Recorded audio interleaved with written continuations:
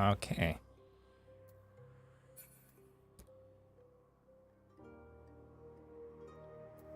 Still not sure what to do with this. I'm gonna do Viper and then Pictomancer. I'm already level 90 on both of them. I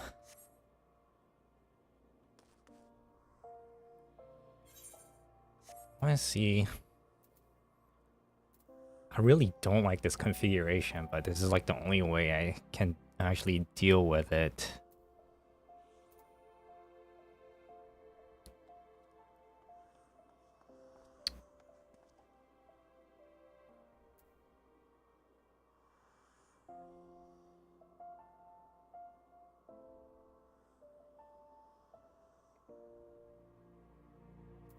You know what? I completely forgot about one thing. What was my...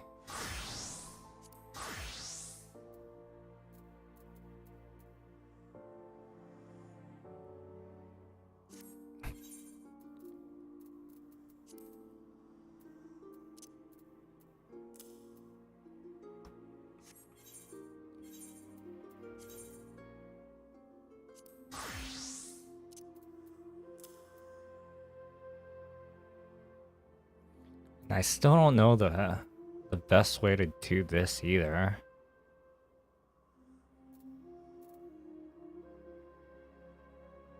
No, maybe I should put this all here.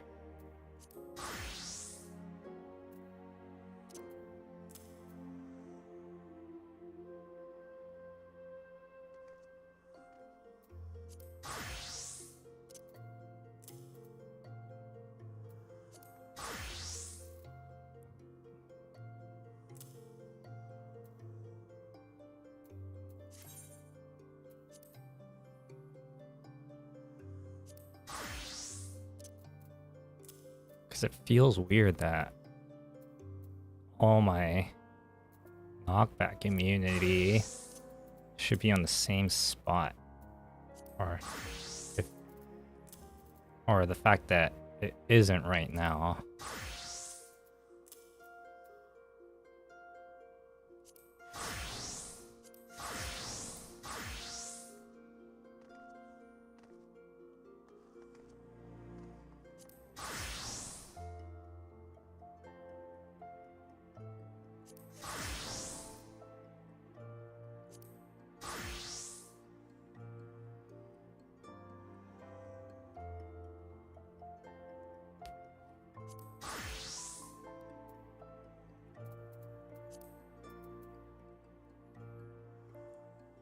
Okay, Blue Maid just doesn't have it. Okay.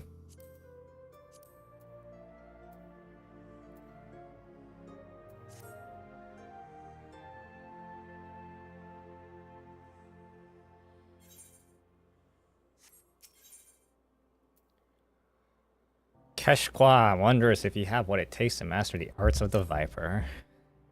You look the part, but do you feel anything unusual, anything from the soul crystal?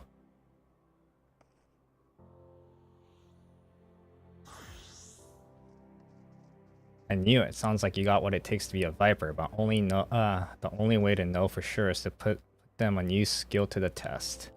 For that, we need prey. From what I hear, you adventurers have got your own guild, so I'm guessing the folks there knows the best option for hunting.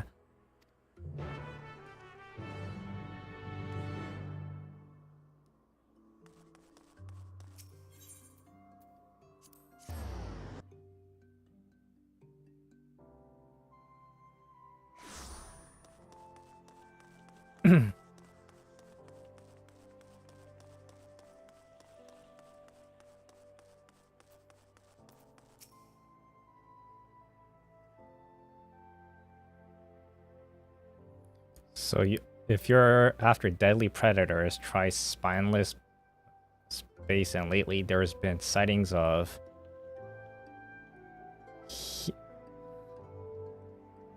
heretofore unknown species. Those that slaughter anything that moves, including travelers. What's worse, they work in packs. even the adventurers hired to call them ended up meeting the sticky end.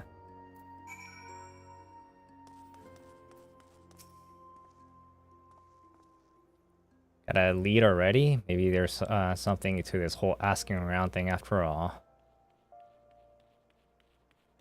Critters not from around these parts, you say. Either they got chased out of their usual habitat or they were brung here. Either way, that's bad news for folks unfortunate enough to cross paths with them.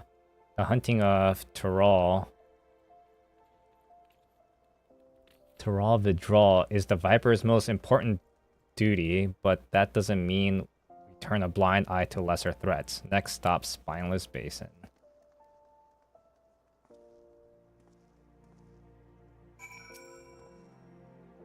I don't know what that man was about. Who wants to go looking for monsters anyway?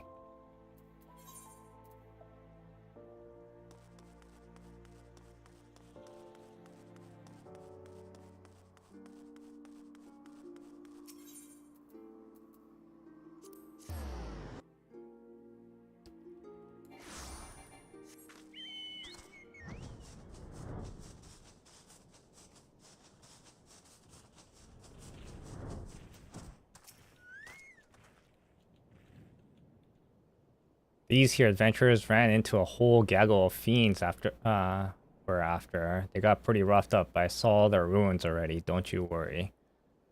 Before we go and say hello to the troublemakers, I reckon I ought to teach you about the Viper's dual blades. Our techniques were created for the sole purpose of killing Tyrol withdrawal. Most of them were meaner varieties of things you might encounter in the wild, often with special powers to boot.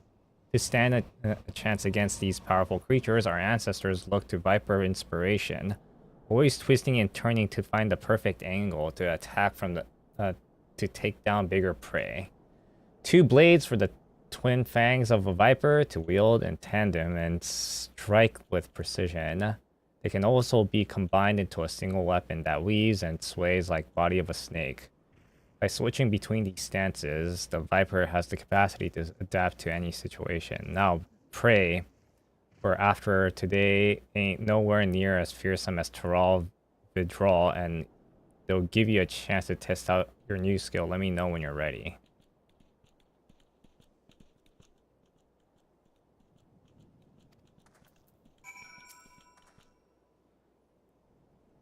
Beasts we're chasing supposedly work in packs. My gut tells me there's a whole bunch of them over by the big old tree.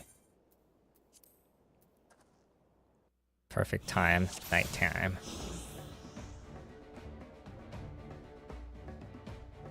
If there's any meaner beasties, they must be biding time, but I see here is fodder.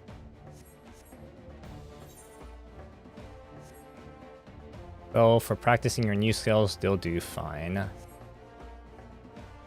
Stay out of your way and give you a few pointers. Let me know when you're ready. That's a long wait for me to say that. Two stances, Dual Fang and Viper. Means wielding your two blades separately. Start by using either Steel Fang or Dreaded Fang, then press and attack. Oops. To finish a sequence, switch back to Viper and hit them with Death Rattle. Well, automatically change to the next action in the combo. By performing a second and third attack in the combo, you'll gain access to the Viper stance action, Death Rattle. The Serpent Tail, if you have Serpent's Tail assigned to the hotbar, the icon will automatically change to Death Rattle when it becomes available.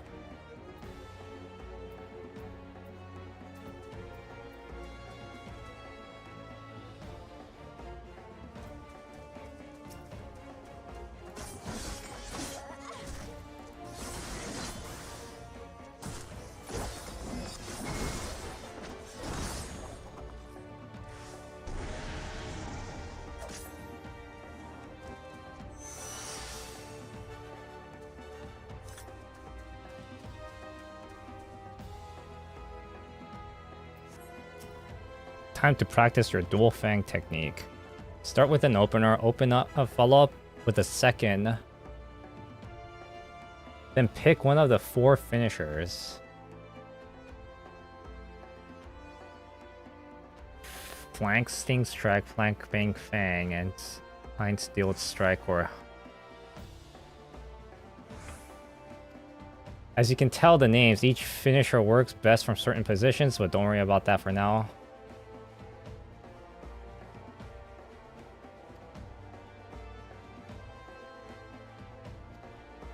And then using a second attack with a highlighted icon will give you access to one of the enhanced combo enders. Wait, using a second attack from a... Oh, okay. No, try performing... Okay, I remember this.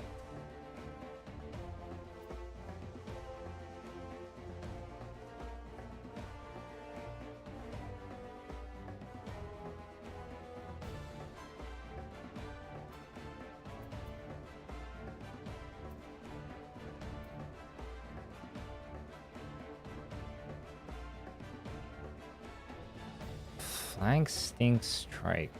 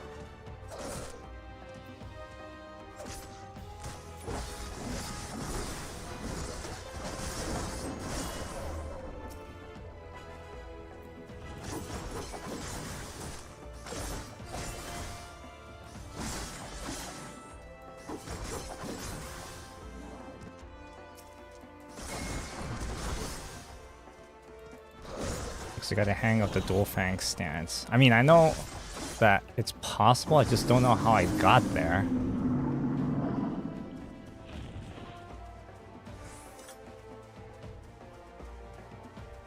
The roar just now, almost like it was telling them to clear out.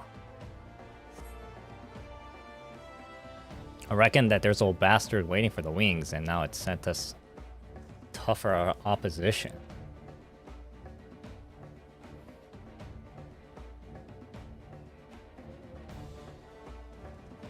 I got the thing for dealing with who Moxes like them. I'll tell you all about them when you're ready.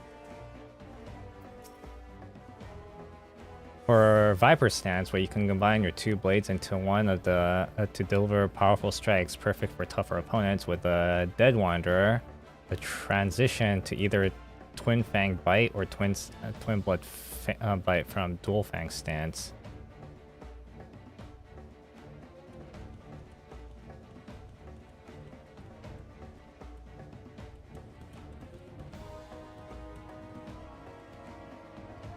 Either of these secondary attacks allows the use of Dual Fang stance weapon skill.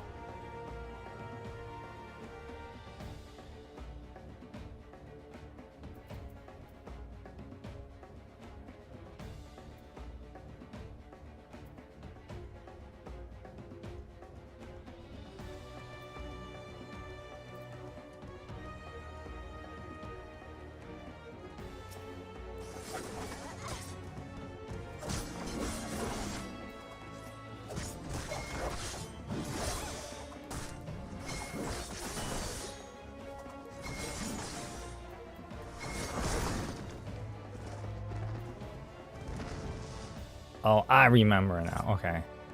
I fucked up there, but whatever.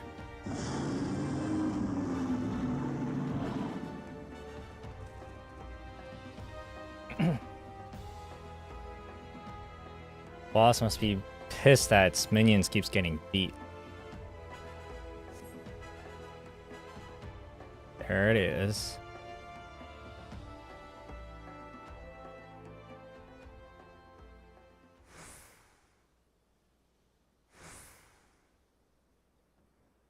A peg or 3. Just remember that you're dealing with here ain't no pushover like the rest. Still, you got all the tools you need at your disposal. Show it what a Viper can do.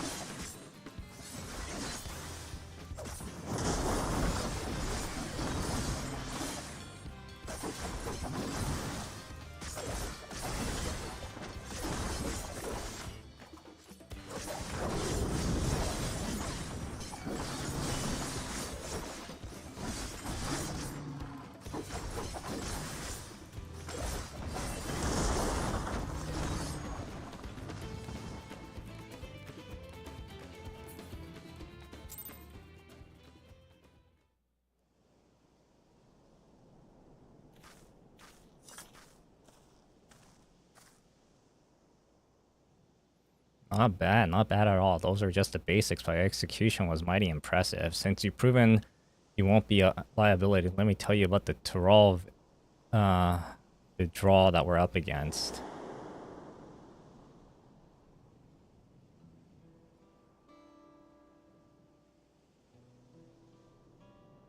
Oh, I was like, what the hell am I looking at? We call it Iksok Mahun?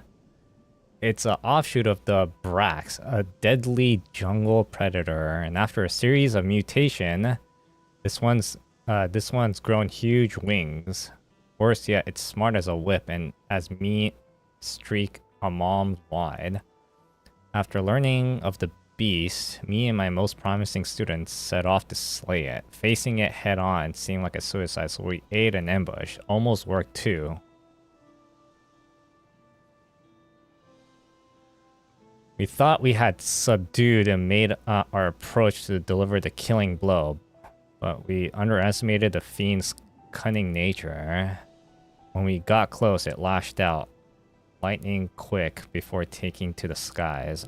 I cradled my brothers in arms as he breathed his last.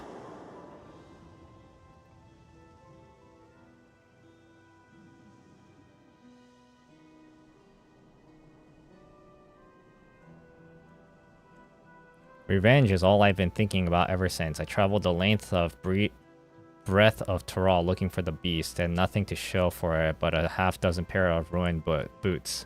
With each passing day, I grew more and more desperate.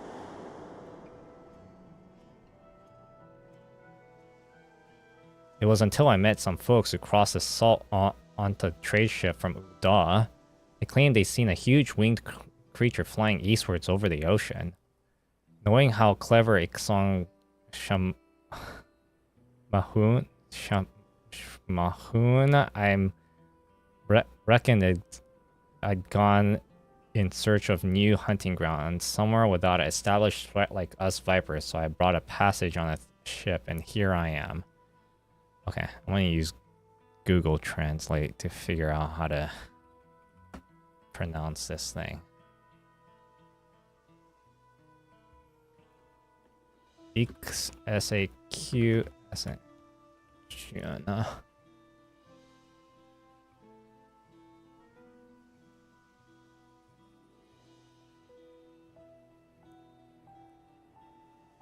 God, there's like no other. Not even auto detect is gonna work.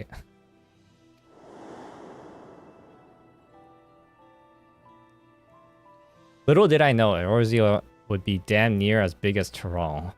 I'm a fish out of the water, and I'm not afraid to admit it, or I'm gonna need all the help I can get. That's where you come in. With you on my side, I might just stand a chance to avenge the fallen comrade. What do you say?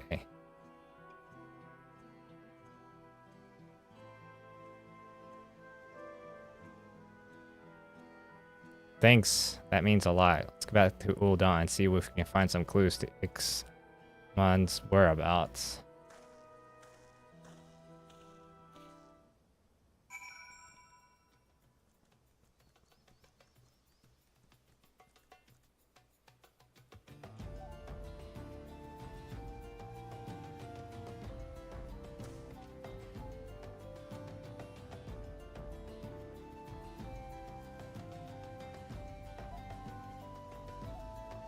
Something looks odd.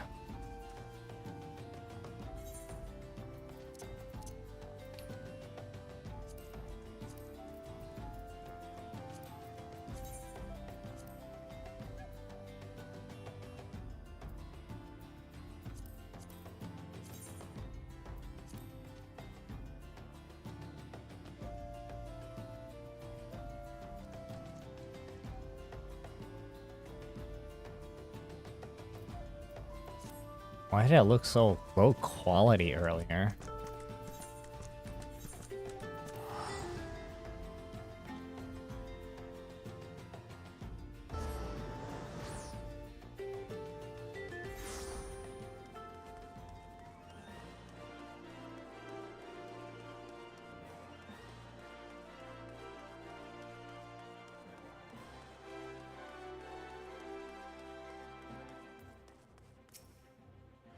You saw the Weavers Guild.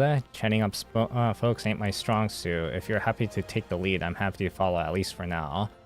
Think you could ask the locals if they spotted any strange creatures flying around. As for me, I'll study your techniques, see if I can brush up my social grace and whatnot. Okay.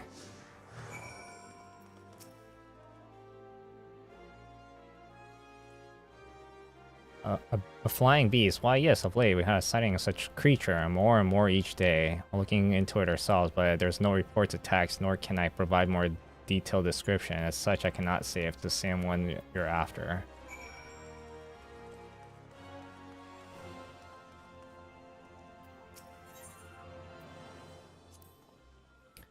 When I was on the ship here, I heard about this hunt your local company seems to be running. And a system like that back in Tyrol too, mainly for dealing with the Tyrol Vindral. Naturally, the bulk of the work has handled by Vipers, but ever since the Dawn Servant came to power, the scope's been expanded to cover a wider range of threats. These days, pretty much anyone can take on the job, but there's no shortage of them all over. If you're ever in Tyrol, maybe you ought to give it a try. It's not that I'm averse to chewing the fat in folks, but being useful information out of somebody makes it feel like drawing blood from a stone. Half the battle is choosing the right person to ask, I reckon. I'll watch how you pick them.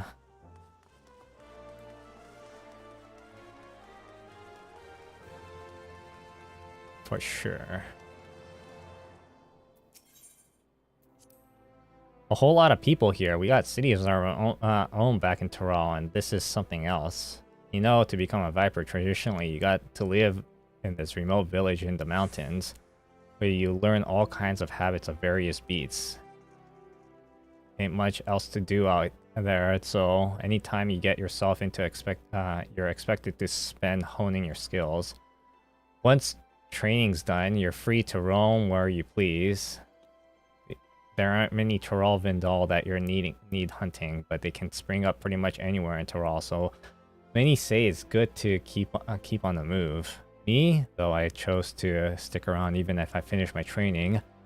Give me a chance to work at my swordsmanship, and instead of going out looking for word, folks came straight to us asking for help. That's how I got complacent and fell into the habit of letting my elders and students do all the talking and negotiating with outsiders. Even my passage here was arranged by an acquaintance. It's not that I'm adverse to chewing the... Oh. Never mind.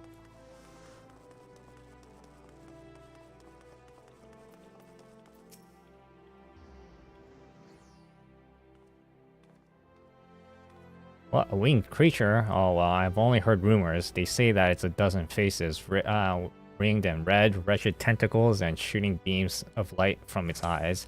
Of course, it's too common for those with more money to sense a bizarre species from distant land and trouble with rumors in that they ever grow from fanciful and each retelling.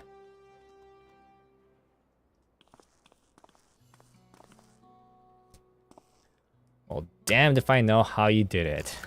But you and your silver tongue got useful information out of folks. Even if none that amounted to a solid lead, the knowledge that XIV has kicked up a proper fuss. Yeah. What is this in Japanese? Just what the?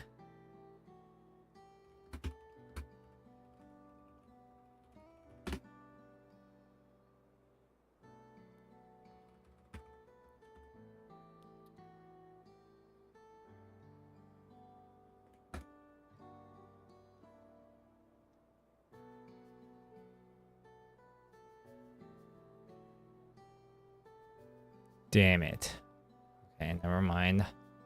It's not available yet. Even if none of it's amounted to a solid lead, the knowledge of it hasn't kicked up a proper fuss as to clue in itself, and I reckon that it's taking time to get the lie of the land, having only just arrived here. Alright, now I just seen the master at work. I'm gonna try my hand at talking to the locals.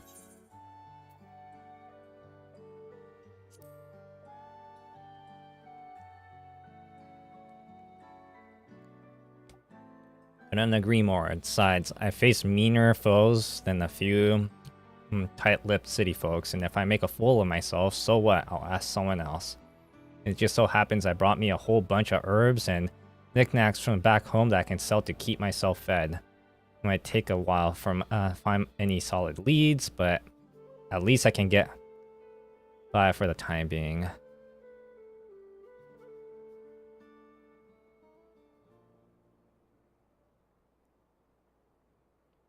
So there are the ones who slew my pet.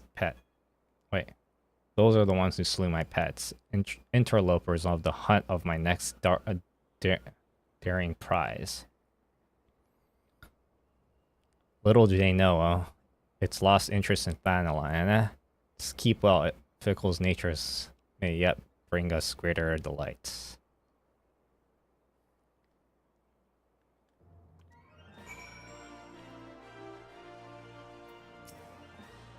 I'll be doing my damnedest to get more information. Might take a while though. Come see me later.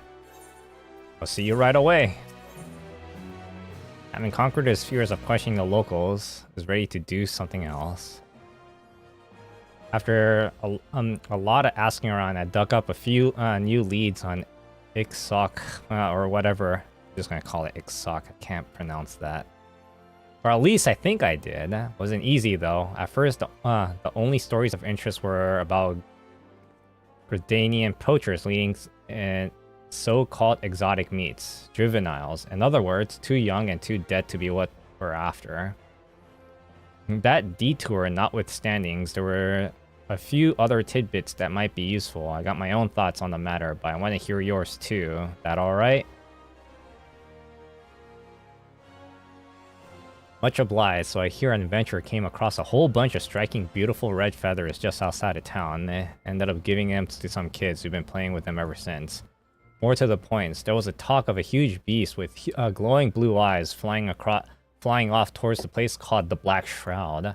Red feathers, blue eyes, put the two together and it sounds an awful lot like Xok. Seems like I had enough of Thanalan and picked the shroud of its new stomping ground, but that's where you take it all.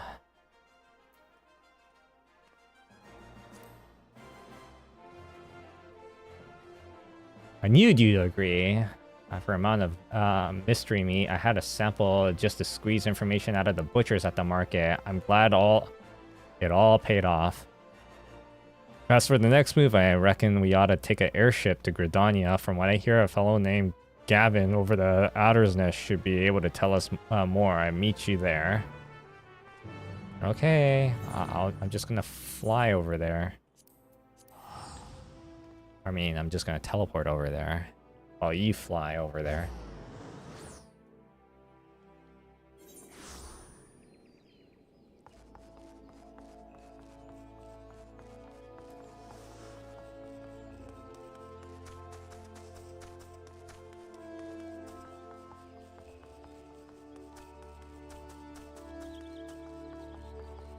Alright.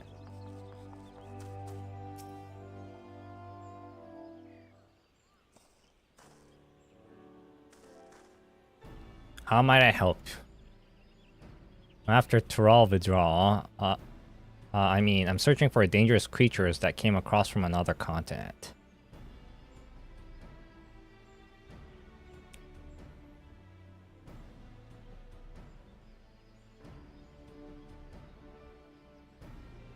I see it. As it happens, I'm aware of the beast that marches the descriptions of XIV.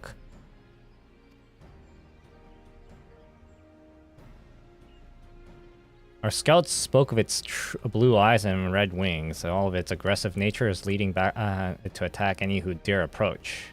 So it really is here at the Shroud and up to no good already. There's been no deaths so far, but it's only a matter of time before the merchant adventurers become the first. I believe XIV came here in such of a new territory. Thanalon wasn't much of its liking, and now it's testing out the Shroud. It would appear so. I'll tell the other Adlers that you're pursuing the beasts and lend what assistance they can. I'm sure that all right with you. The more the merrier. Slaying the bastards the matter. I ain't too proud to accept help when it's offered, but so where it was last seen? In the South Shroud. Once you get there, head to Quarry Mill, look for Lieutenant Goliath and lead the search.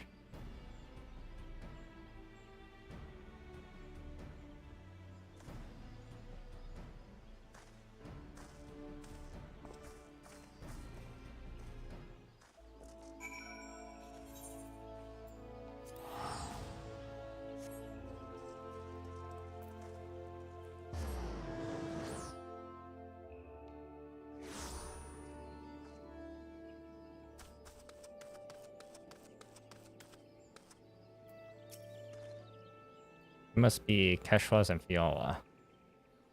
The Adler's Nest sent word to expect you both. The innocent stork you provided with viral information. The merchant and her employee spotted the beast on the way back from Uldoa. She's also taking the liberty of assembling a team of experts to assist in tracking the target. At no small expense, I might add, but compared to the losses my business would suffer because the creature were to roam free, I am deemed it's worth the investment. As our goal is aligned, perhaps you wish to join my experts in the field. If so, you find them near Roots Lake. I'm sure you'll get along swimmingly. Look, like looks like we're late to the party. Let's go hear what they have to say.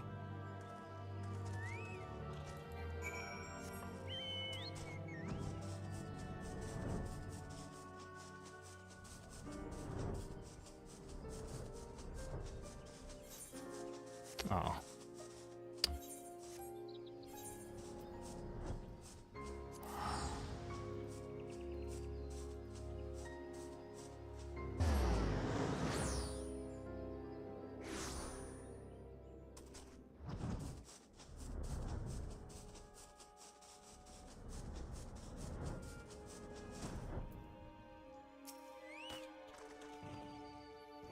Fresh meat for the hunt, eh? Order came down to let you tag along, but don't get underfoot. We're looking for signs that the creature of our naturalist can predict its movements. They'll lay traps whenever expected to appear. Got themselves a proper plan, don't they? Seeing that they're being so accommodating, we might as well join in the research.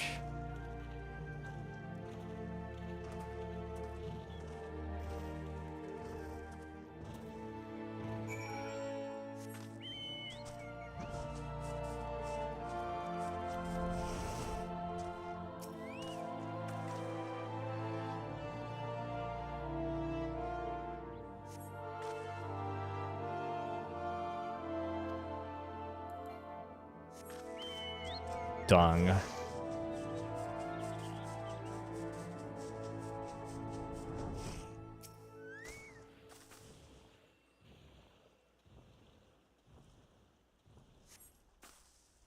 The lingering warmth indicated was recently disposed.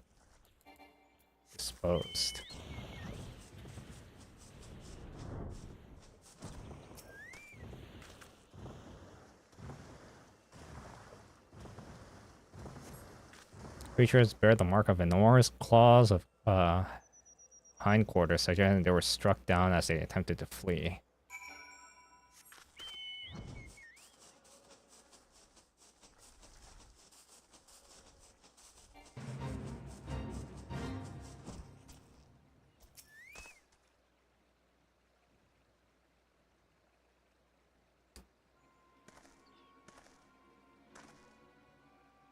Found me a few signs of activity. How about you?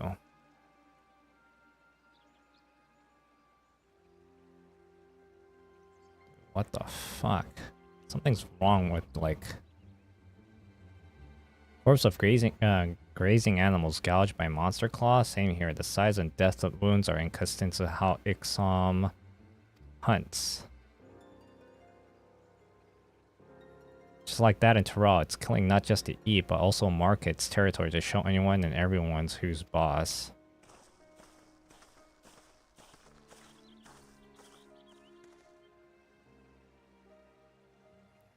There you are. Managed to sniff anything out? Aside from a couple of dung hills, we got some dead wildlife, most likely to work with XIV. I reckon it's close, somewhere north of the swamp. Came to the same conclusion. Its predator makes no attempt to cover its track. Clearly it has survived so long, a virtue of its immense proportion and in spite of its diminished intelligence.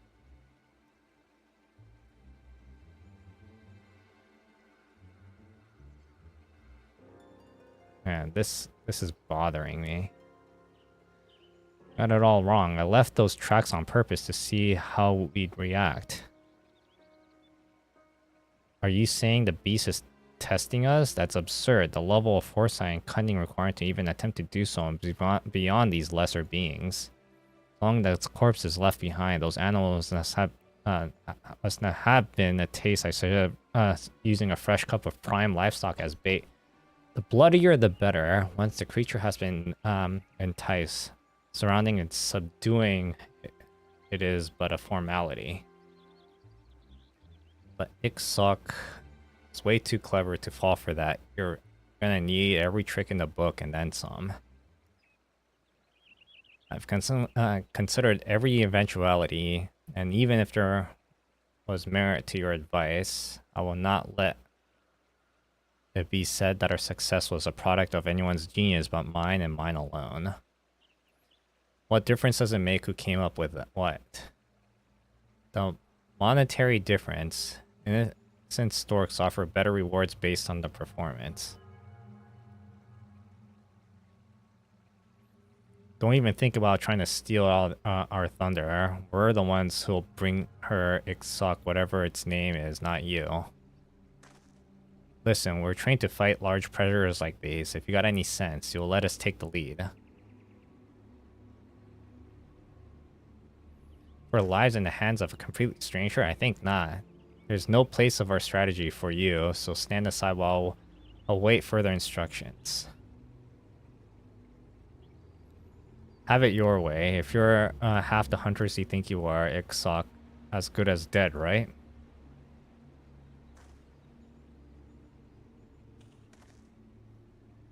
Let's leave him to it. Nothing ever came from working with people you can't trust. Even I know that.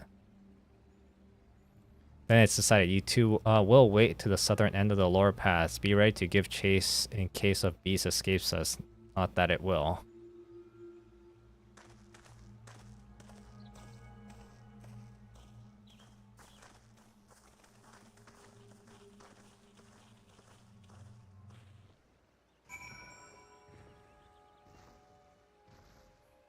I swear to God, this stuff is kind of bothering me.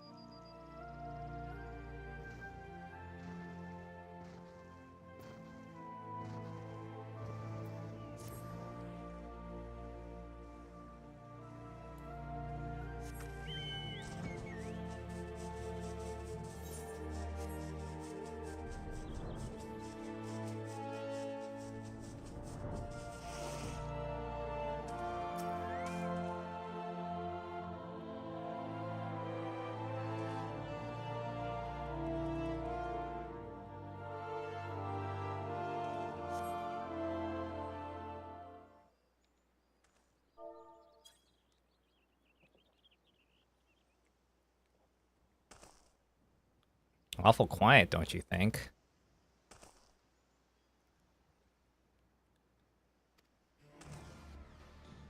You hear that? See, the one of the hunting party came from the north. Let's move.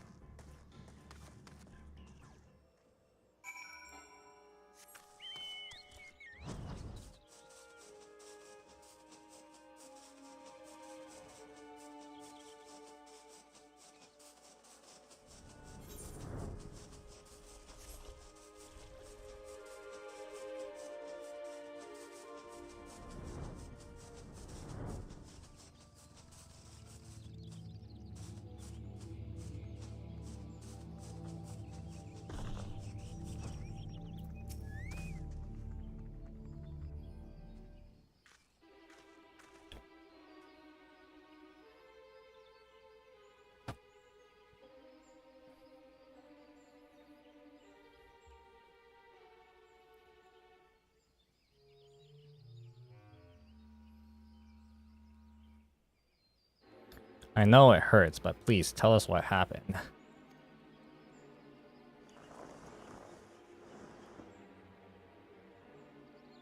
It was watching us.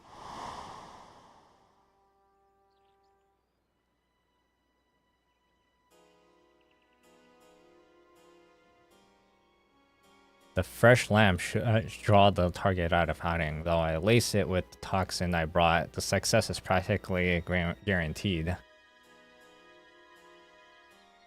What the fuck is this? Toxin, we're explicitly told not to kill the beast, in case you've forgotten. Of course not. It can be used as a sedative, highly potent but only lethal if applied in excess.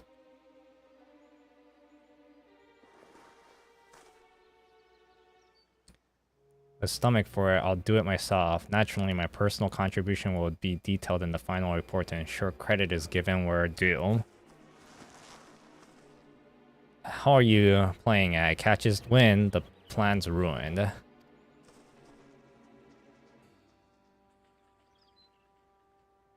I go after them? No, I'll only make it'll only make things worse. If that bookworm wants to stick his net out for a few gil more, I'll say let him. What the hell is this?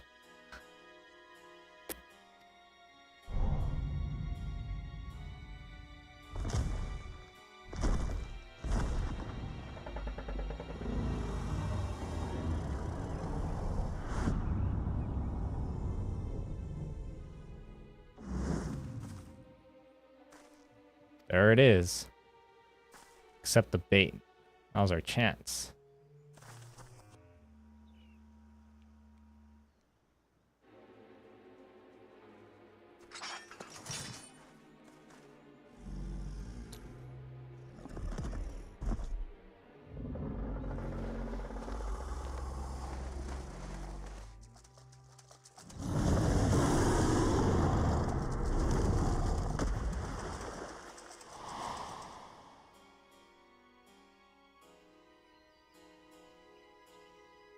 They were screaming. I ran, but I could still hear.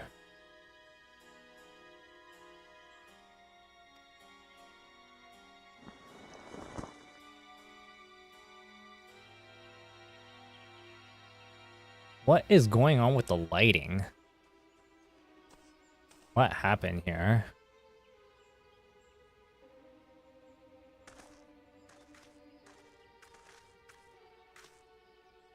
The hunters became the hunted.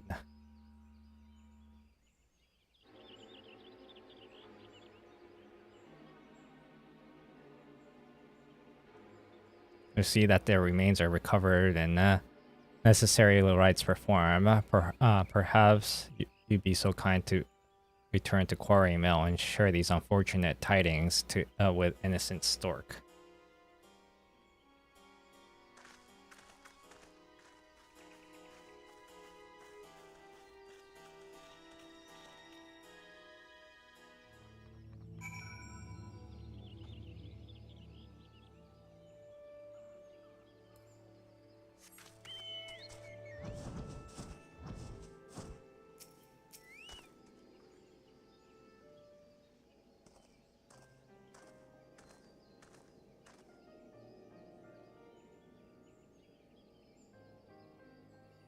and to take casualties, but it was a massacre. It's grown bolder. Before it only hunted animals, lone travelers preyed you could handle with ease. Its past brushes with death taught to be cautious. That's probably why it fled to Raw in the first place too, but it just outwitted a group of armored hunters. Instead of running away from trouble, the beast went looking for it. It was a game. It was having fun, and now it's had a taste. It's only gonna want more. Judgment invited this tragedy. I must make my amends. Please allow me to assist you in pursuing the creature. Even without a team of experts at my disposal, I believe my network of contacts will prove useful in gathering vital information. Out of it and leave the hunters to us. We'd be grateful for information, but we'll take care of the rest.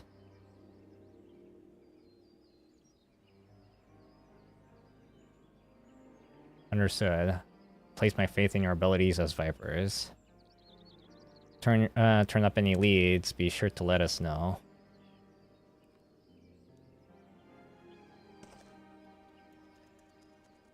Be best to return to Adler's Nest and deliver my reports. It's impressive we went from the populace of the threat posed by XIV. Might I ask that you use Quarry Mill as your temporary base of operations? Knowing where you find will make it easier to coordinate our efforts. Suits me fine. Besides, I got plenty to do here, like learn about its neck of the woods and critters and whatnot. But while I have you, there's one thing I want to ask. How did twin antlers get their name? What does that have to do with XIV? Nothing really. Just us vipers based our fighting arts on snakes, so there's near and dear to our hearts. Might even say we even got reverence for them. Is that so? I suppose we all feel kinships towards snakes. The name twin adders came from a pair of white snakes on the Gordanian standard, though the imaginary predates the state's founding. There's more I can tell you, though I fear other matters must take precedence.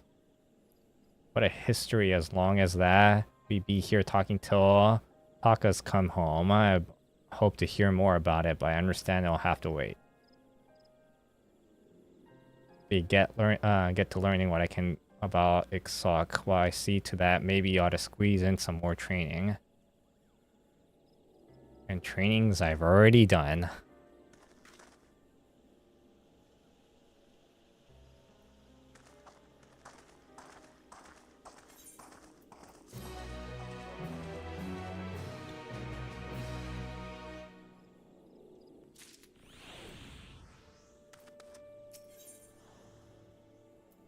Have grave tidings to share. I had bad feelings when I woke up this morning. Sure enough, XIV has struck again. Goliath, an innocent stork, is trying to narrow down where I'll appear next based on the reports, but so far, you've come up empty. I heard Goliath has over fall ground float and talking to witnesses. Let's go see what he's learned.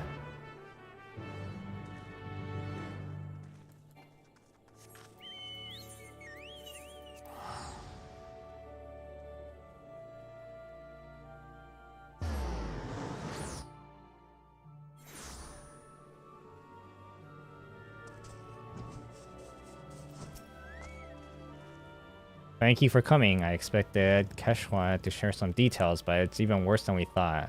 XIV has grown increasingly bold with deadly consequences.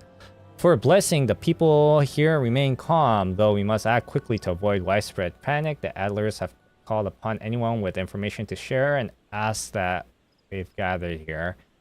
As we requested that the details be reported, no matter how small we find ourselves somewhere inundated. I'm certain we'll, however, that among the accounts are clues vital to locating our quarry. All we gotta do is ask folks around here what they're seeing, right? It would be most helpful. Perhaps you could start near the Aethery. Ask Fiola. Well, Fiola asks those over by the bobbing cork.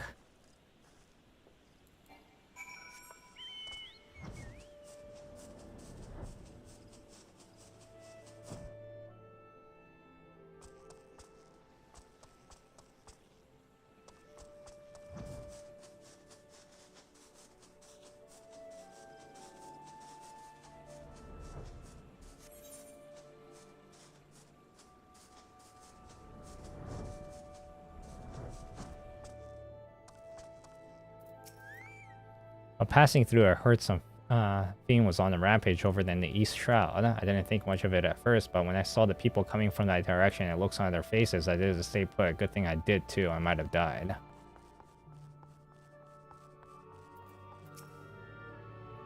Flying over the central shroud, and each flap of its massive wings came a powerful mine, bearing with scented blood.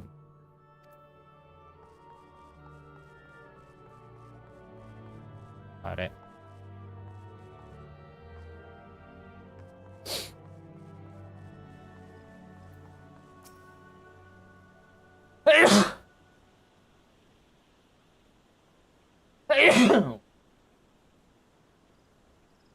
I was passing through the North Shroud when I saw a frightful creature with immense red wings. It was a little too far away to see clearly, but it seemed to be battling groups of smaller beasts when it promptly slaughtered before flying away.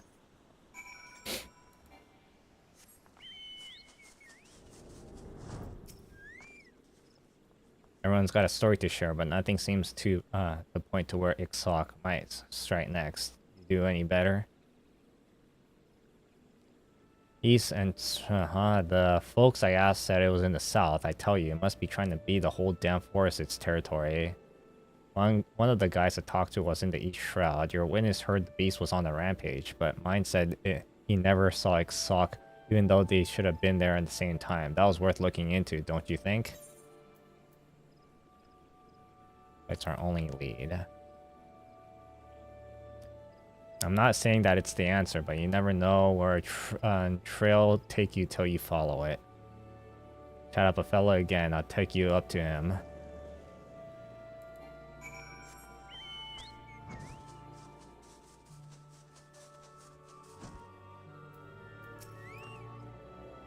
As I said before, I was traversing the East Shroud on an errand when I heard what sounded like a flapping of enormous wings. The moment I saw a wounded animal charging through the bush, I was then recalled the rumors of a monstrosity on the loose, realized I was in danger and ran.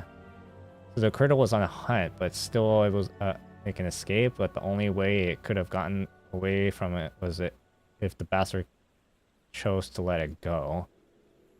Our friend here was close enough to hear its wings flapping, yet lived to tell the tale. The adventurers traveling alone would have been easy picking, so why'd XIV spare him?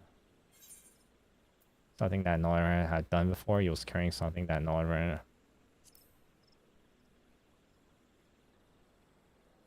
All I had on me was some bottled potions and aethers, but there was one other thing. I carried a potpourri filled with Garabanian wildgrass and Alamegan custom, and in case you're unaware. It's gotta be it. Goliath, want to hear about this? Or Goliath wants to hear, I might want to hear about this. It's not a question. Wait here a little moment. Cash was asking me to develop a theory of his. I shan't be long.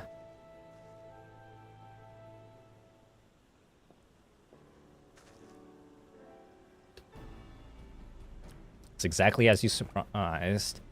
Most of those who've seen XIV has lived to tell the tale of Alamegan's adventures. I knew it's gotta be that fragrance. A lot of animals have a powerful sense of smell, and XIV has no exceptions. That makes it much more like a sensitive odor that doesn't care for. That the beast can't stand wild grass of those potpourris. It's a potent fragrance, a lot like other kinds of grass we got back in Tyrol. Come to think of it, XIV never went near anywhere that grass was growing. This one man's meat is another poison. Perhaps the same can be said for aromas. And now that we know XIV can't stomach, we can use this information to drive it where we want it.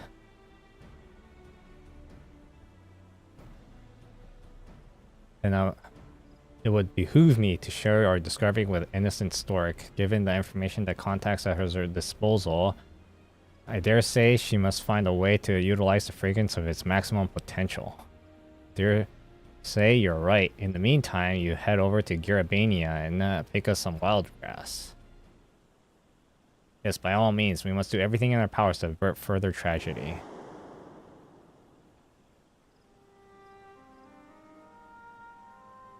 Many adventurers gathered here are so terrified of encountering XIV that they consider abandoning the professions entirely. Several are yet fledgling. If they had to contend with a foe far beyond their reckoning, they die before gaining enough experience to even be considering adventurers. The thought of their bright futures being snatched away like that is almost more than I can bear.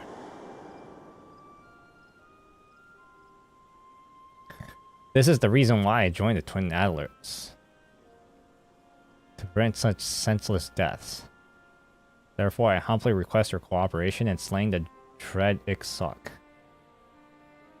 No need. I have very intentions of putting the bastards in the dirt.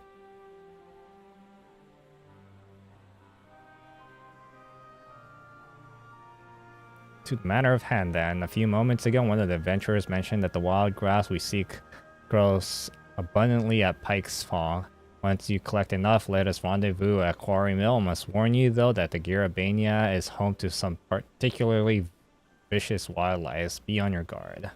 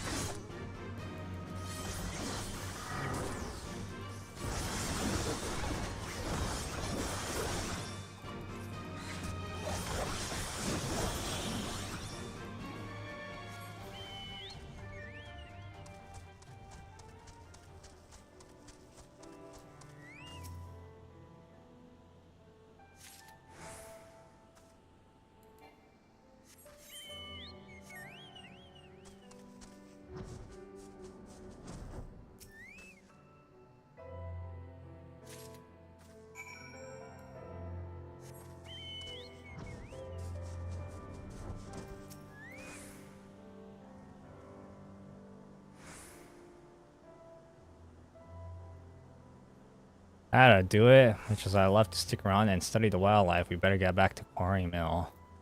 Damn, that's a lot of traveling.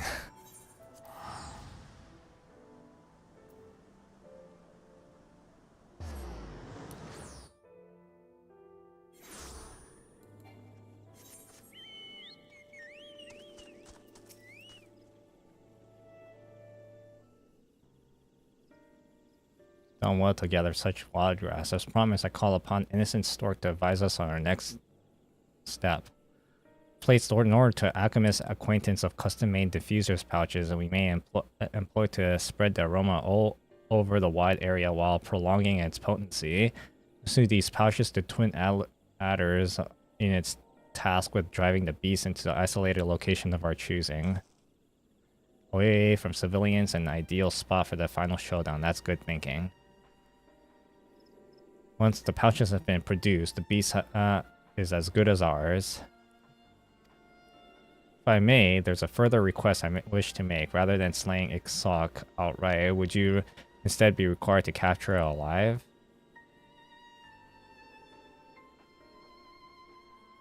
To understand this behavior, such knowledge will provide invaluable should predators of similar nature trouble us in the future. As we can't afford to take, man. Those hunters of yours tried baiting it with a carcass laced with sedatives, but Sock saw right through their plan. It's diminished the degree of cunning of rival of any man. Even if we did capture it, the only matter of time before it escapes and kills again. There's only one way you can deal with monstrosity like that. You slay it the first chance you get. No half measures, no hesitation. We are left with no other choice.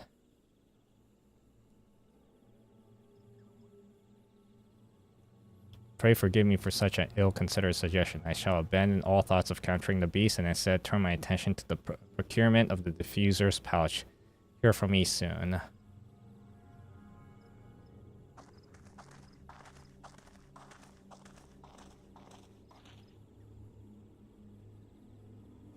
I don't know what we're up against. Why even ask?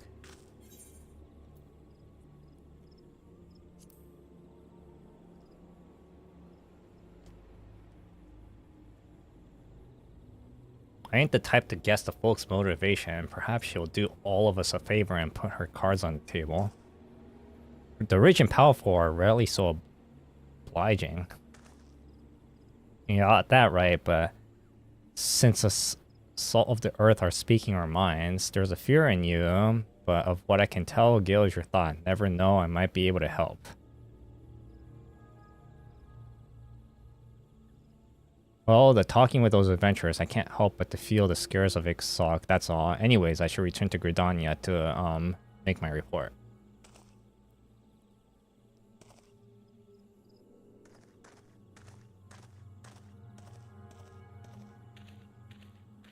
Folks are always saying one thing but meaning another. Just when I started to believe I've gotten the hang of polite conversation.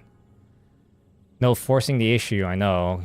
If Goliath has something to say, he'll say it when he's good and ready. So now we gotta wait on those pouches, and who knows how long that's gonna be. I'll keep an eye on things here, so I recommend you getting ready to face XIV.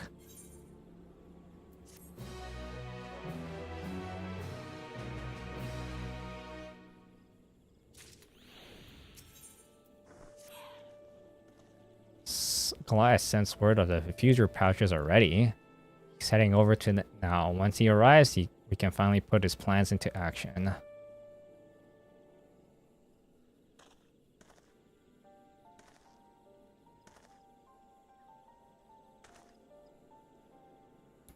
Pouches here have been distributed among the twin addlers, or the adders, along with the instructions on correct handling. You see that according to the alchemist who made them, the aroma of the wild grass dulls the senses. For the average person, this would do little more than soothe the nerves, but a creature with the heightened sense of smell, the effect will be far more pronounced.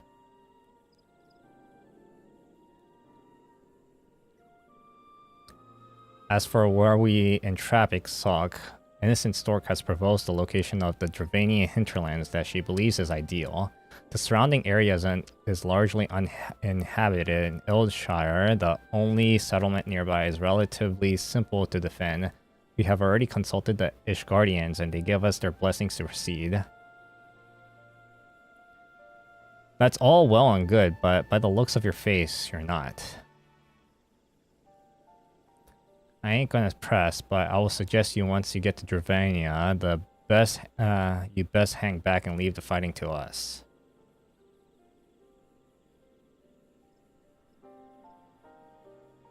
You know full well I'm keeping things from you, yet you show concern for my well-being.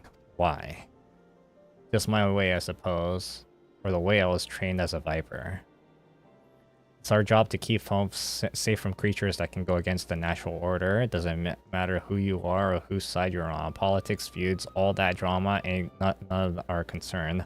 I'll admit, got my doubts about you, but you're still someone I need to protect from XIV. Simple as that. There's something you need to know. It's our Western Korthas is. Well, as I thought, you've yet to demand from Quarry Mill what's keeping you.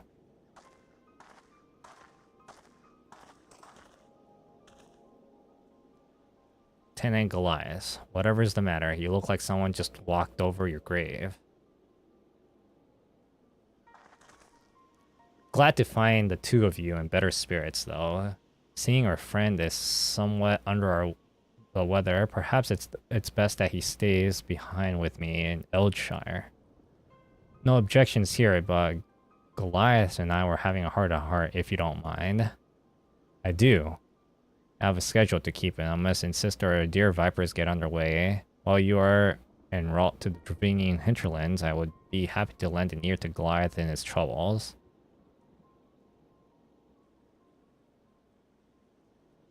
You need worry yourselves. It's no import. I wish you both good hunting.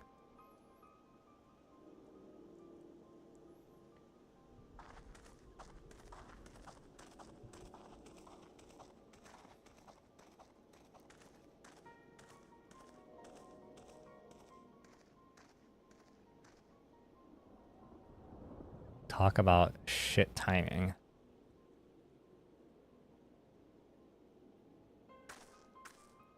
For better or for worse, we'll find out what he was holding back enough, or soon enough. Anyways, to revolve and draw to slay.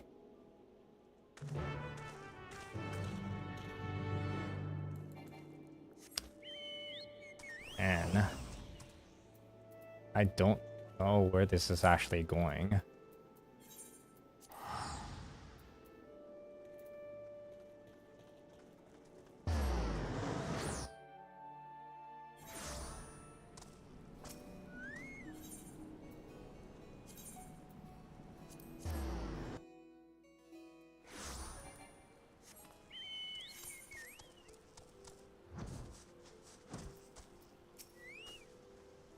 No signs of XIV. It's time to pick a good spot for an ambush. Let me know when you can when you find, or what you find.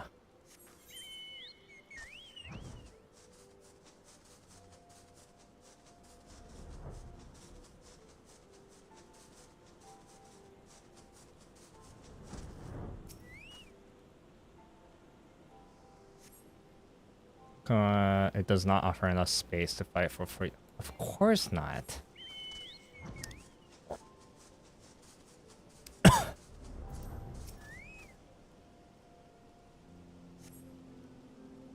The cramped conditions only offer a limited field of vision and combat with...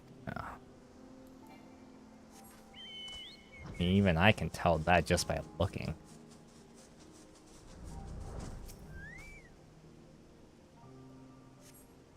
Views obscured by the wall, you should be able to remain concealed easily. You have surveyed a number of locations.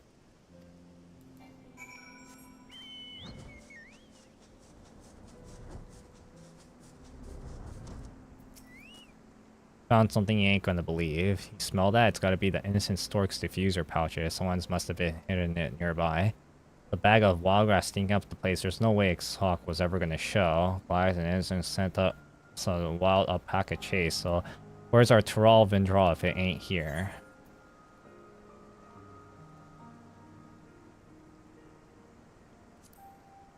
Western Highlands. So that's what Goliath was trying to tell us, at least until he was cut off. The clue will lead us to Innocent Stork. She'll probably still plotting to capture alive that stubborn fool.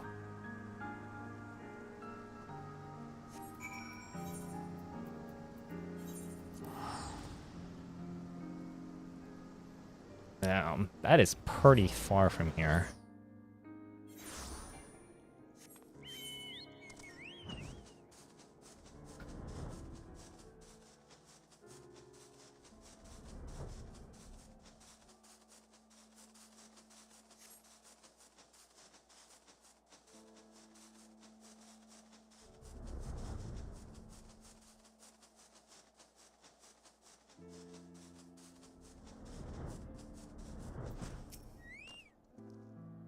No signs of our trickster of XIV.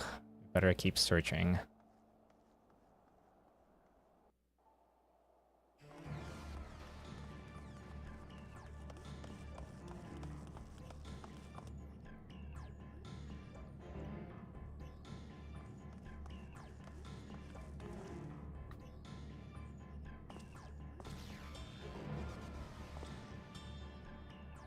There they are.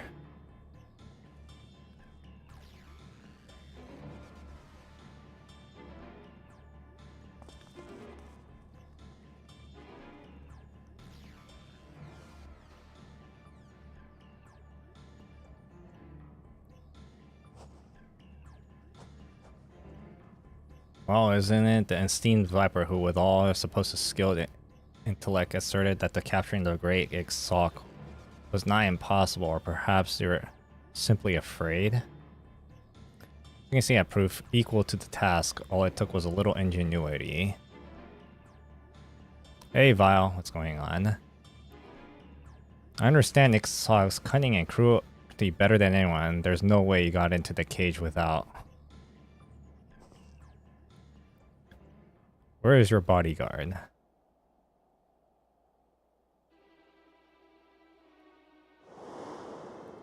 I'm good. How about you?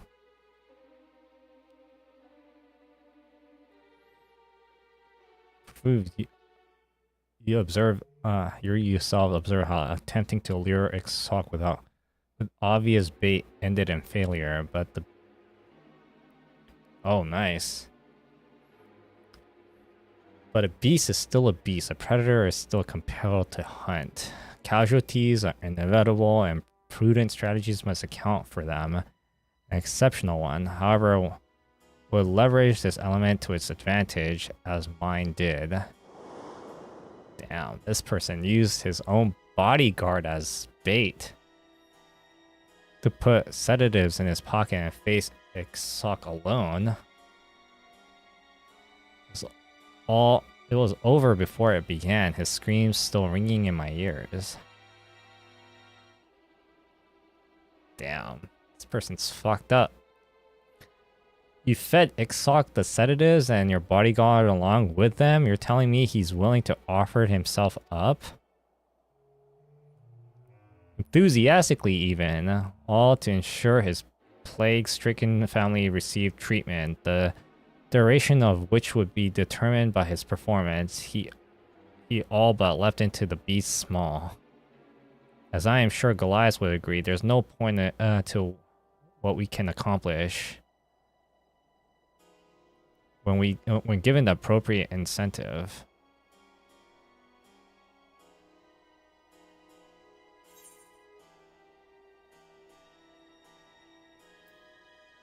I'm actually curious on why.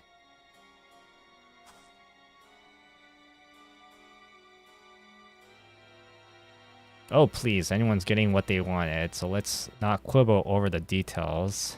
As gestures of goodwill, I'll even answer your questions, rudely asked though it was. Yeah, but I don't think we can use them as bait.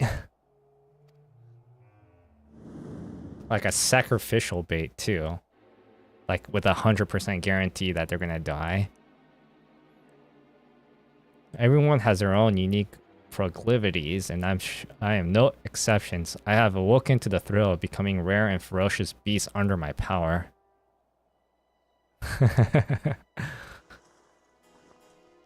But that only whets my appetite of true pleasure when I unleash my pets upon the worthy opponents to enact scenes of glorious carnage. My share of monsters, but none of them compared to you. A monster and a fool, and that's the there's a Tyrol Vitral. The moment you open that cage, it's gonna rip you to shreds.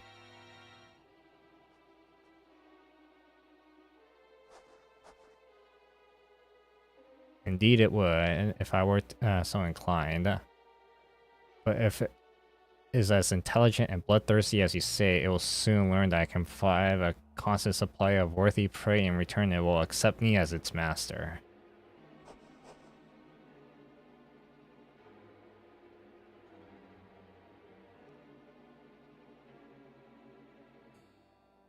Swake?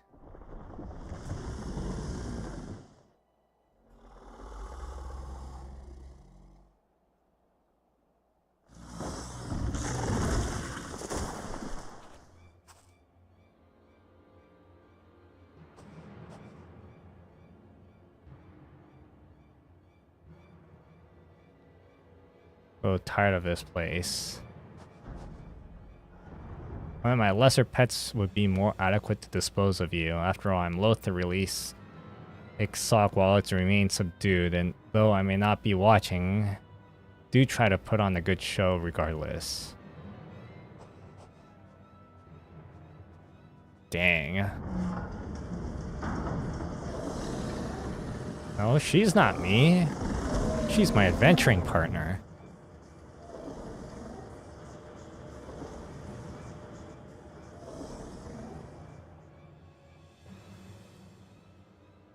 She's like my friend in the game.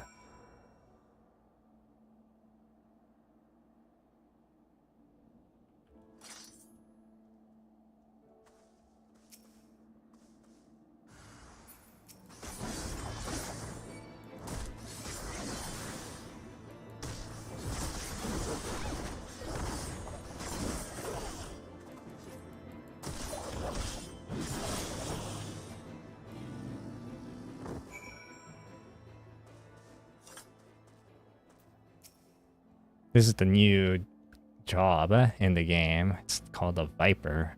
It's a dual sword wielding. It's like Darth Maul.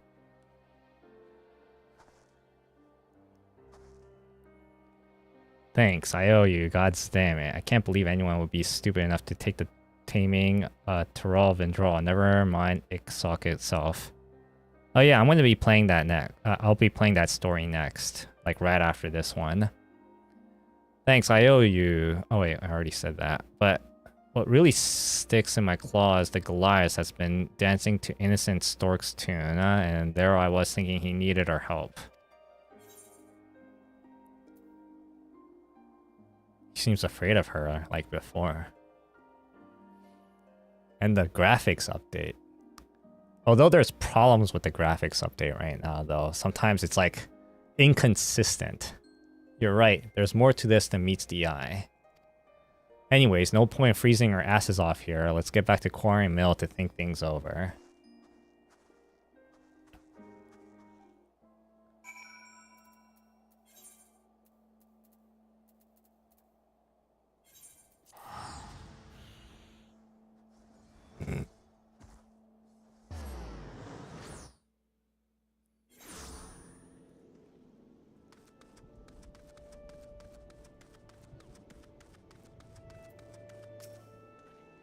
One thing I know for certain is XIV.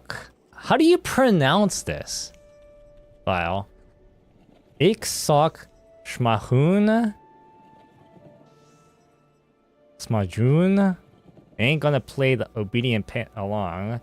Innocent Stork's gonna find out the hard way.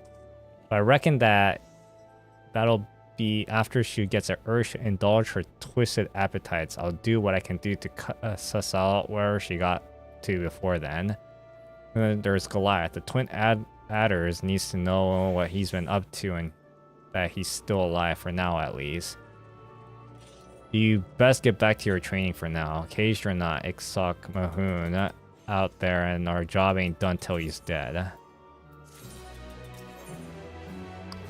And this is the final part of this quest. This is as tense as a coiled viper.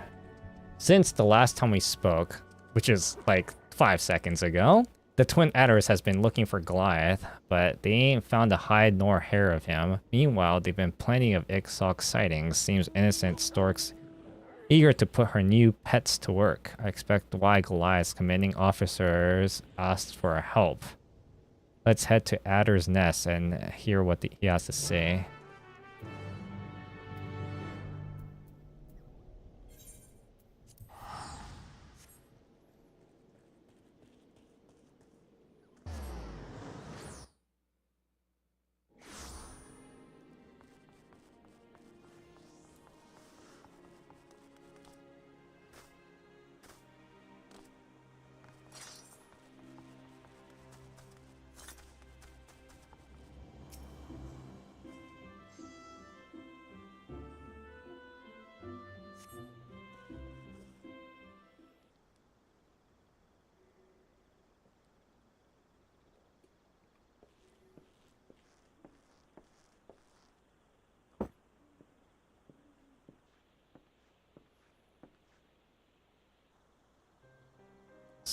It's good to finally meet you both. Goliath spoke highly of you and your contributions to our hunt for XIV. Speaking of which, you got us information for us, right? We received multiple eyewitness reports of creatures surpassing even the most elite marks. It dispatches its victims swiftly before flying away. At Innocent Stork's direction, I wager she'll be setting XIV loose to kill her own amusement. Those slain were mostly roaming adventurers, but circumstances for each attack suggest an escalation. The beast is striking in broad daylight and closer, more populated settlements. The risk of massacre grows greater by the day. There are other matters I wish to discuss, which may shed some light to the situation. We may receive a letter from Goliath.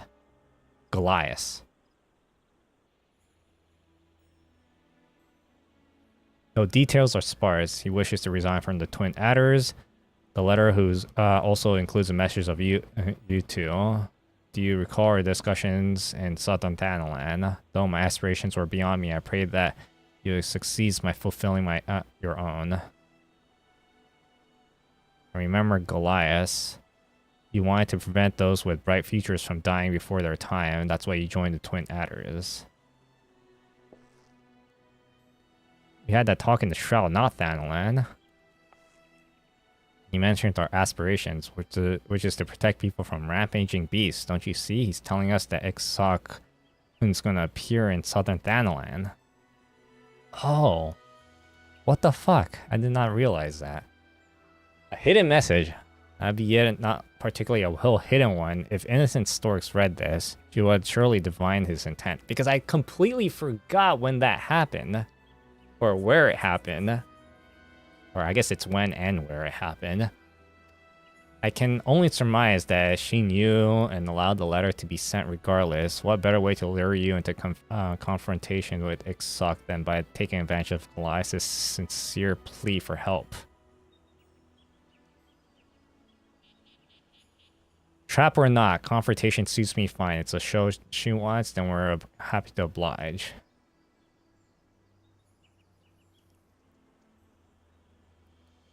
As for where, the doubtless wishes to avoid contact the attention of the immortal flames in Amalja. The Sagoli Desert, not like as not, I will send word to Oldal for the time. Meantime, I wish you every success. This is one part that you see this flickering. That's one thing that's causing issues with me with this game's like new graphics update.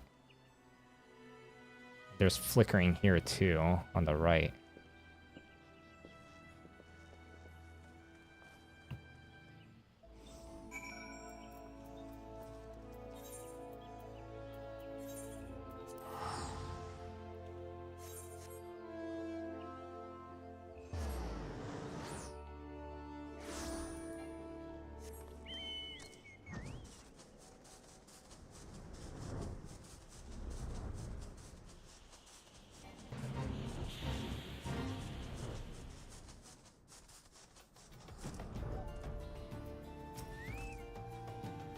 Their carcass. This was XIV's work.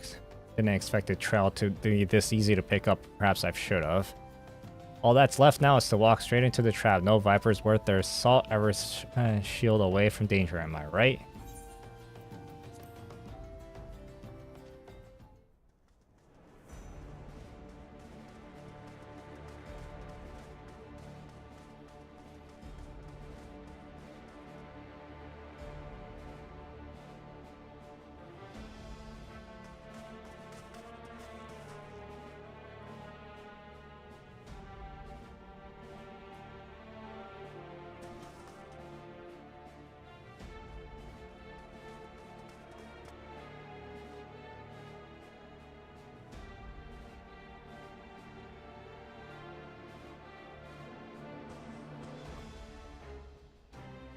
Such grace, such power.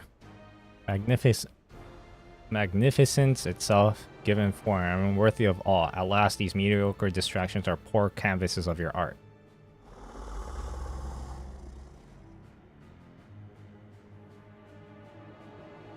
It's over, innocent stork.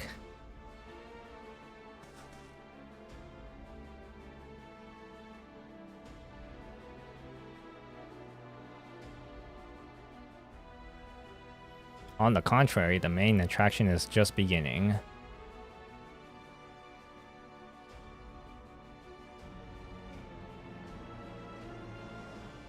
Goliath, what have you done to him?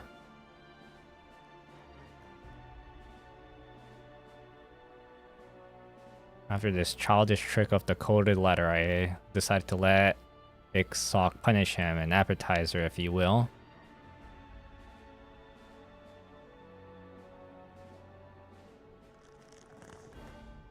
All the money and privilege in the world, and this is how you choose to use it, killing for the sake of killing.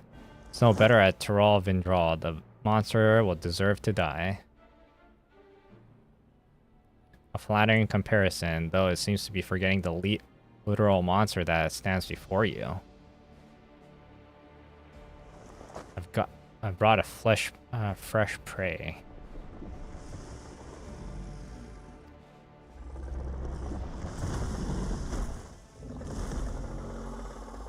That's some high quality beast.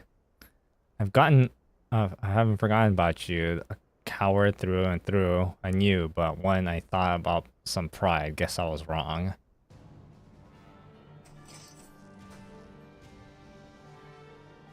It's time XIV is ours.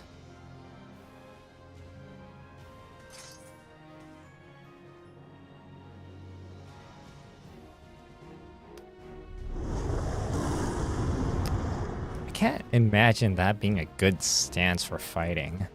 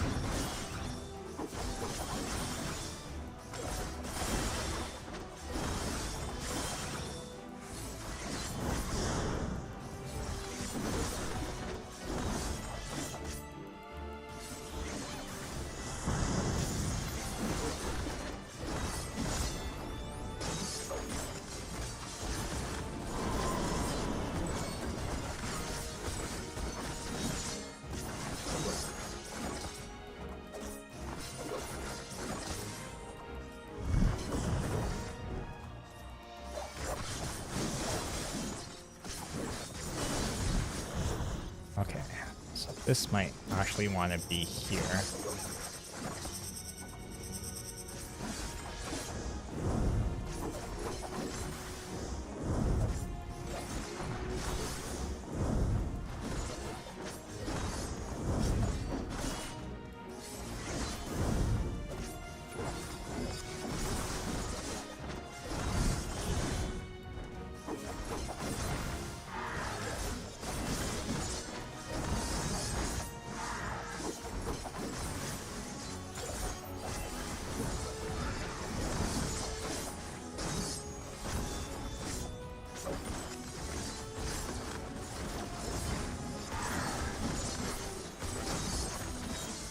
Move, that's it. Makes a huge mistake.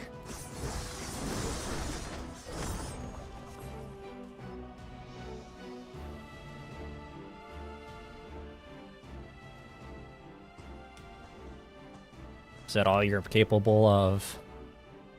Are you not satisfied with the prey I've provided? You've all that you wanted and more, but only if you obey. Kill them now, I demand it. You're like gonna piss him off. I know, I reckon innocent stork is the reason why.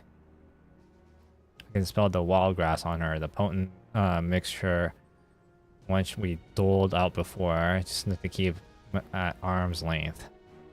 But even that's too much for Vindral senses. That's why it's addled and can't think straight. Even though she's made a fool's bet, is only tolerant innocent storks and their shenanigans to state its own bloodlust.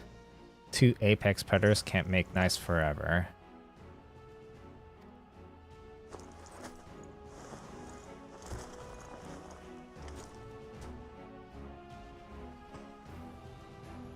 You stubborn worm.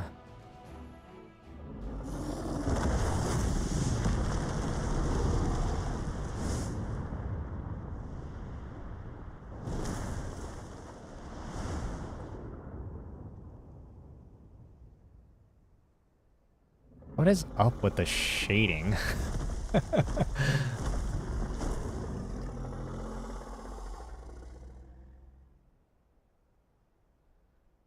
can concentrate on the fight. Alright, let's get everything you've got.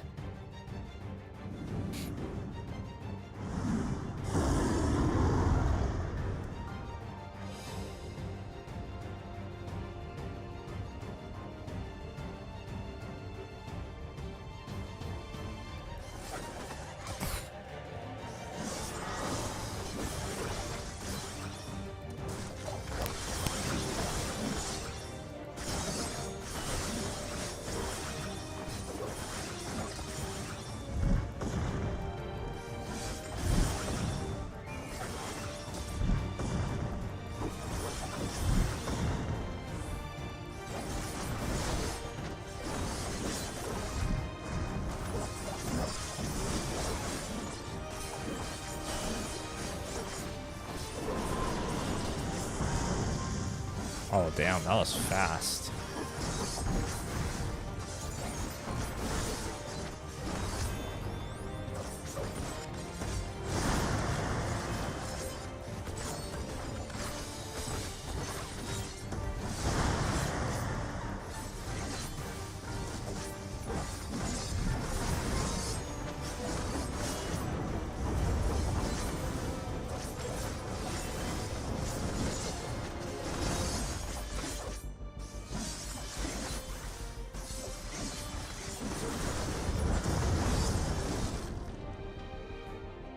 That packed a punch.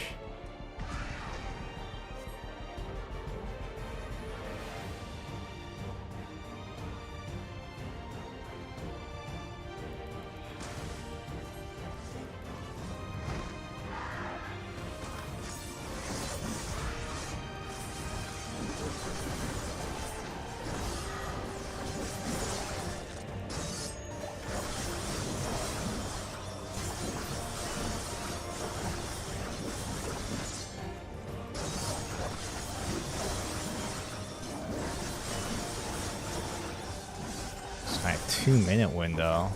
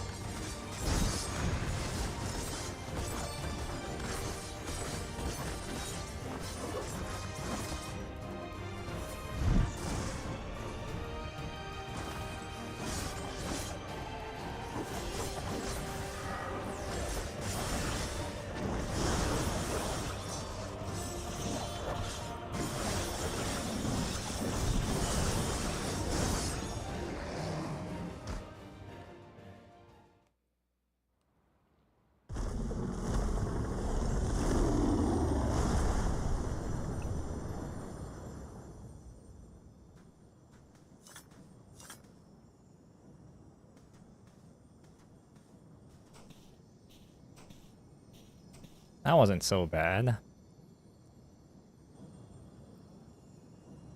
Made it sound like it was a heart monster. Oh, restless beast, may you find in death as a serpent shed its skin, requiring its husk, and you may rise again to greet a new dawn.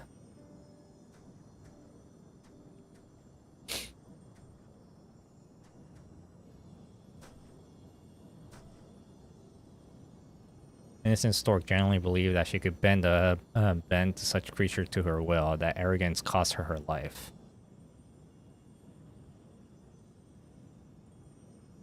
She never understood what she was dealing with or afforded proper respect. She took her superior for granted, and the power she wielded to flaunt the laws of men was powerless against the natural order.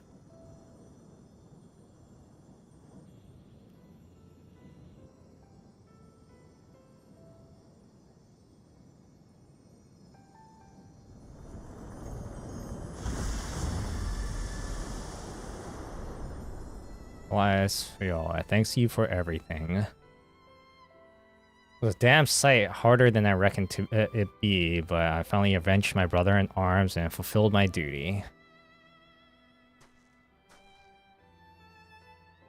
And once again, hold my head high.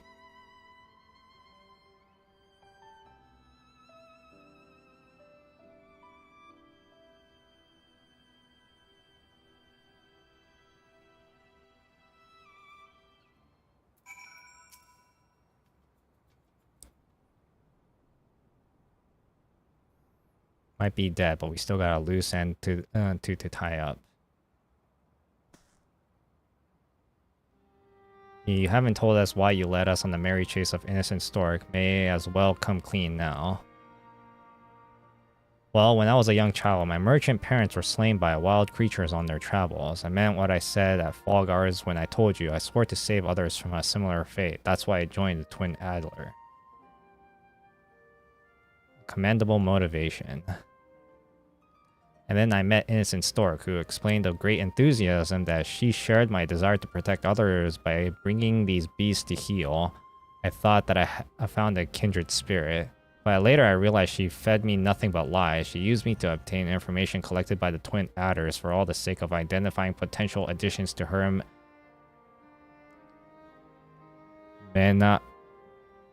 menagerie. I disclosed all manners of sensitive intelligence to her, believing it was in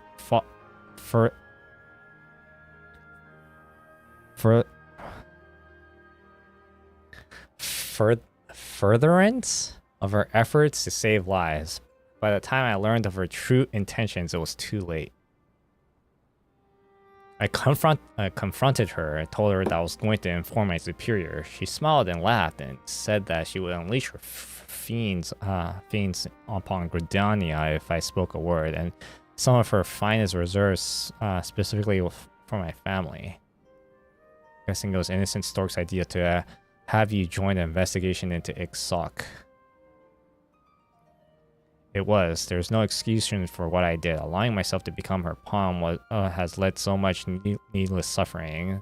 Nothing I can say or do ever came to earn your forgiveness. Whatever punishes await me, I shall accept it gladly.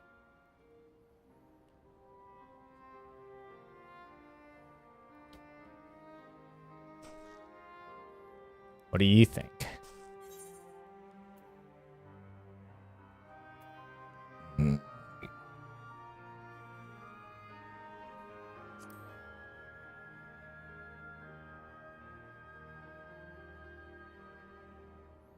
If you'd only done me wrong, I'll be willing to look at the other way. But this deception caused all kinds of trouble to the Twin Adders. There's the ones who needs to stand in judgment. Quite right. I shall request my superior meets us at Quarry Mill, where I shall give a full account. It's settled then. Meet us there when you're ready.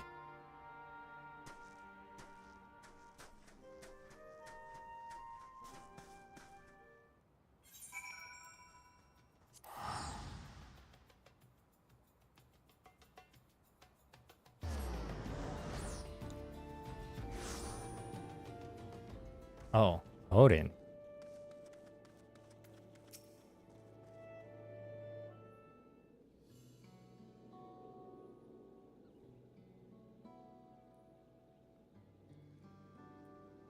A soldier of the Twin Adders, your actions are inexcusable.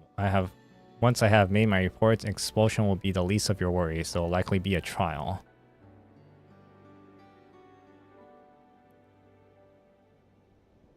Where I come from, we don't take kindly to liars neither. Our word is our bond, and a violation to the trust demands punishment. I will say this, the lies he told were to protect the people of Gridania. Not only that, the actions he took to contribute directly to defeat and death of XIV. I won't say the end justifies the means, but it's not nothing.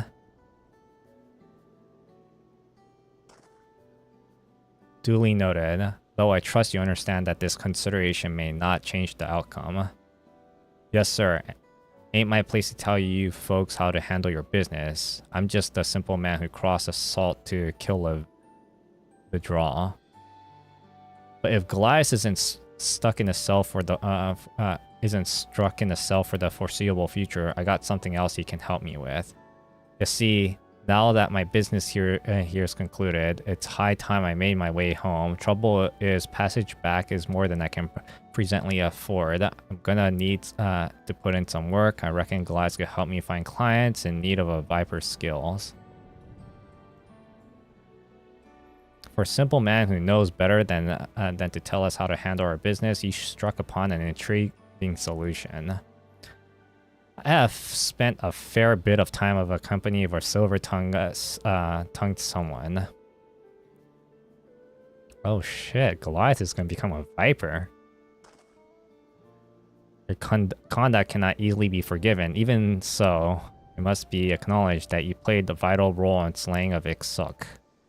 Swear to never again stray from the path of righteousness, and no charges will be brought against you. Moreover, I'll accept your voluntary resignation as you did previously request.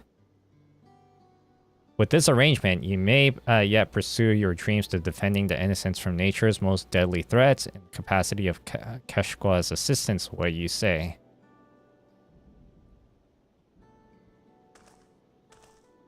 I shall do as you ask. You have my word, though I will bear the shame of my misdeeds as long as I live.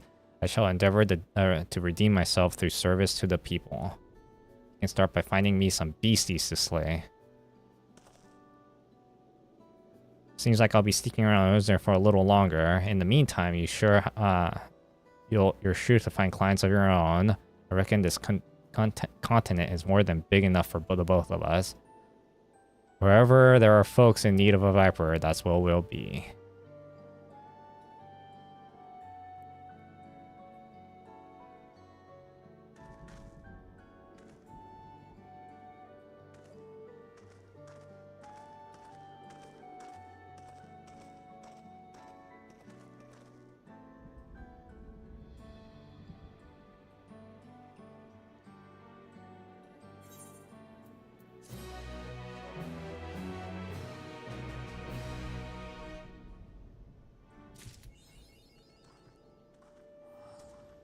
I think I got a title or something. Yeah.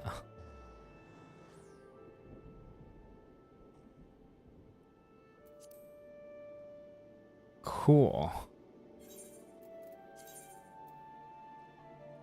Now for Pictomancy.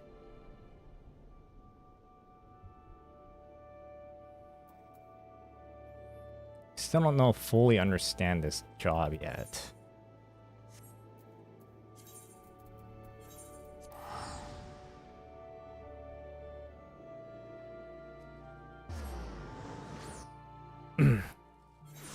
I'll eat some tacos before starting this.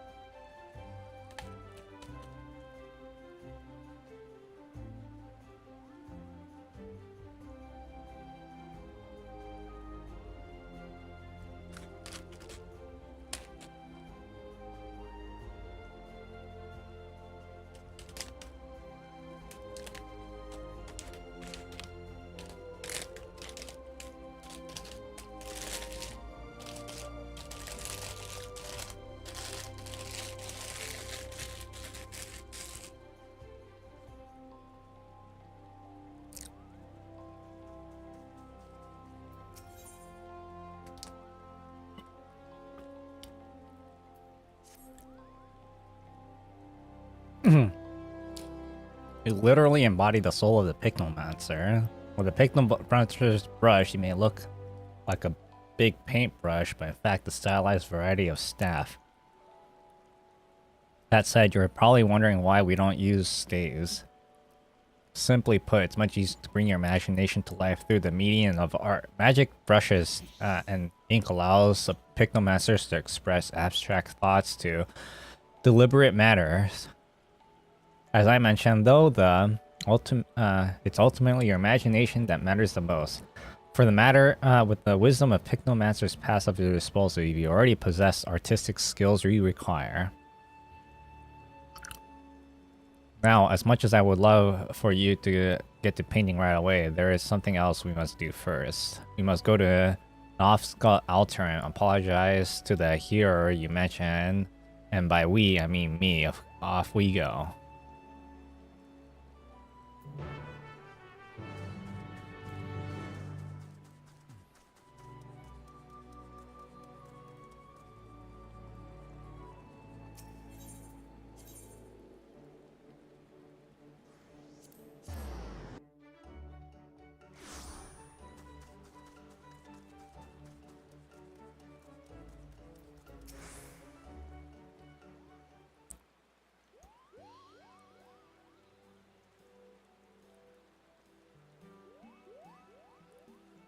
For the love of the elements, no more complaints.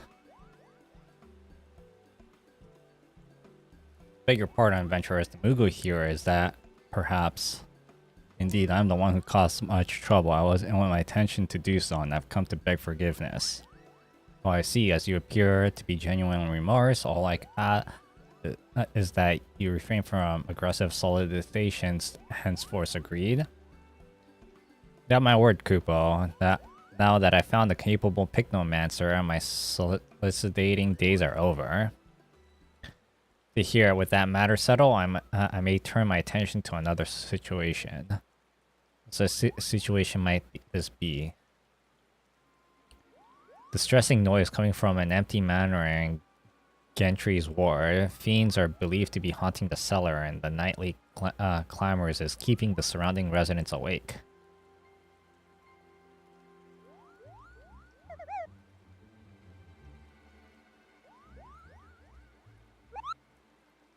Fiends, you say? If you all will hear them. Remember, it is the spirit of the Pictomancer to lend a helping hand, to shine the light soul for those in need. This is all a welcome opportunity for to put newfound skills to the test. Rest assured, I'll be there to offer sage advice every flapping wing of the way.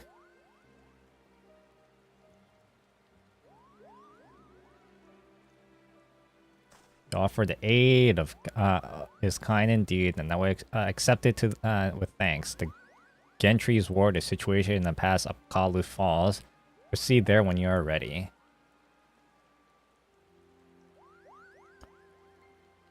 Let the Pictomancing training begin.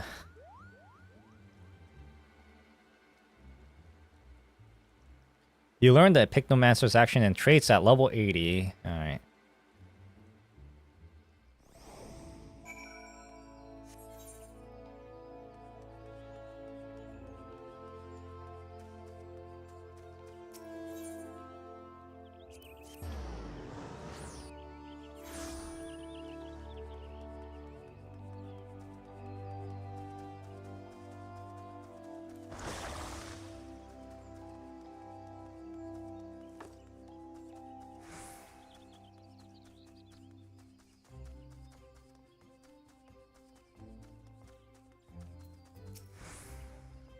The Gentry's Wars lies beyond those grades. Are you ready to put your skill to the test, Kupo?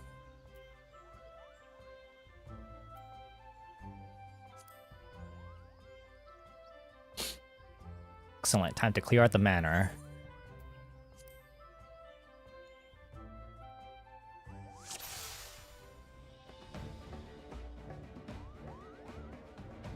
I sense monsters lurking below. Before we change and charge in, allow me to expound upon the fundamentals of Pictomancy. You must first paint a motif on canvas. Only then you can bring it to life. Try making a palm motif. Go on, don't be shy.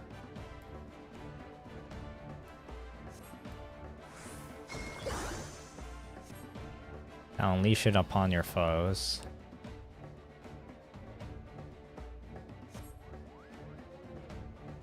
Magic on the striking dummies and summon the palm muse.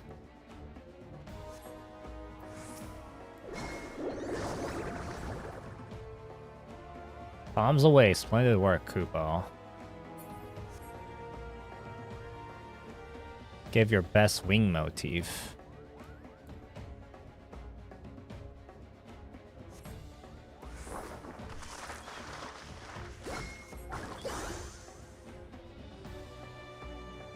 Invoke the wing muse against the friend.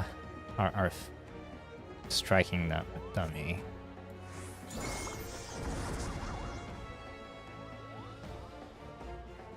I want you to imagine these muse could accomplish together. By fusing them, you'll give a life to a fantastical Mugo Kupo.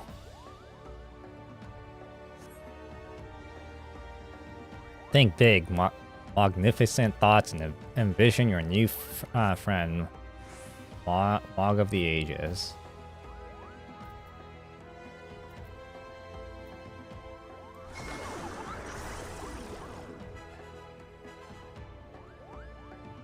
Excellent. He may not be as winsome as yours truly, but at least he should serve you well enough. Aside from your Moogle, a hammer stamp is an excellent alternative to pummeling foes.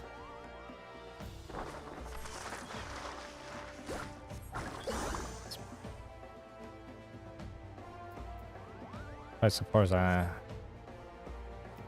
know, these motifs, Kupo, your allies will thank you, and your enemies won't know what hit them.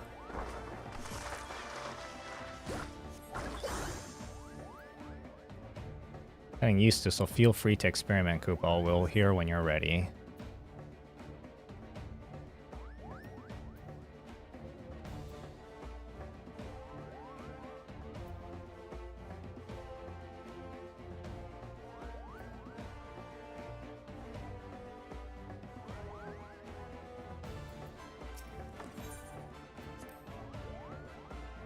Second, it's time we silence that noise.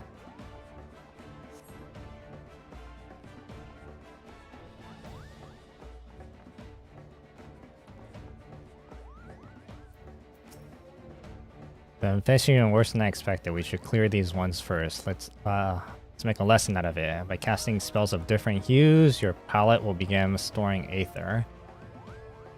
With a sufficiently saturated palette, you may avail yourself to the subtractive palette increased might.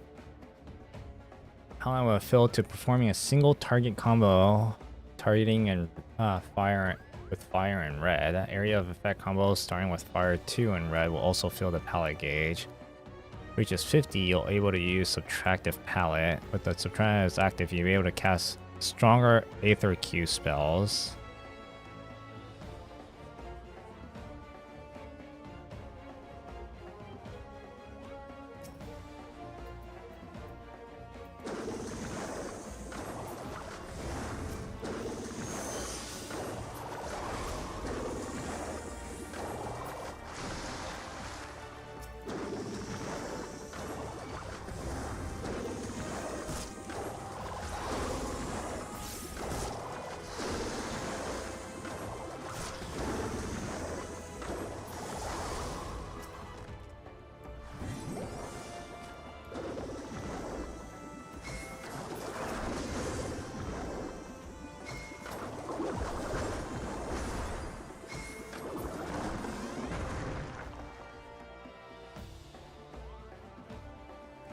Natural with that subtractive palette Kupo.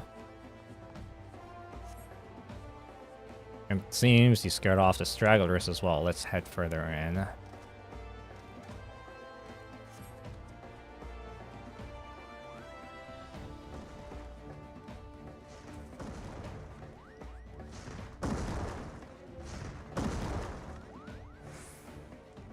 Now it's an obnoxious noisemaker Kupo.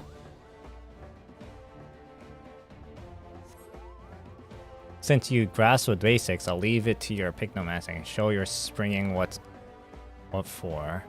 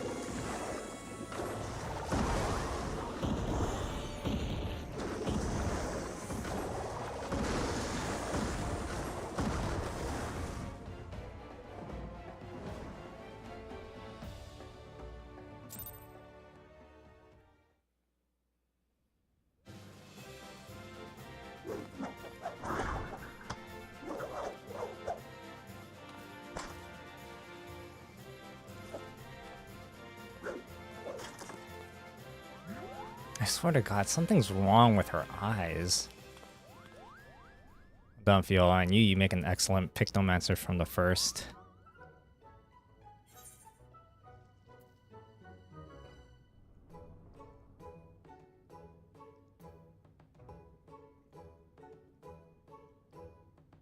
Did you really though?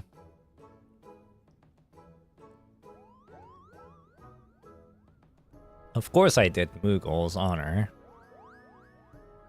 In any case, those clamorous fiends are gone for good. The residents can rest easy once again. Come, let's quit this place. The dampen doesn't agree with my fur.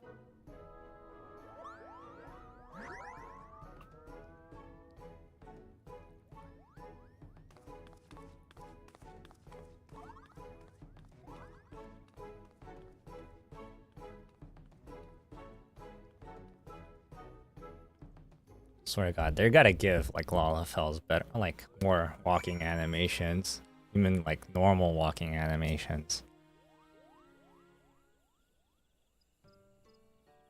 Allow me to congratulate you on successful first outing, Viola. The Pictomancers of Eld will be proud, though you may yet to be a novice of the arts. As a veteran adventurer, you grasp the fundamentals quickly, as well as you should, Kupo.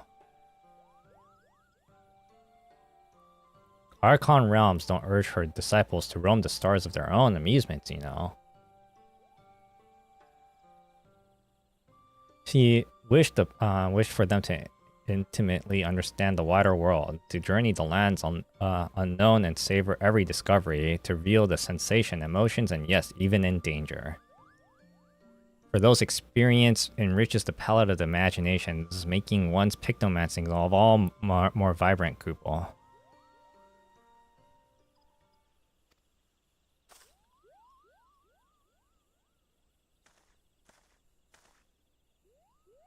Began to worry and came to see whether it was all well. Dare hope that you've dealt with the fiends.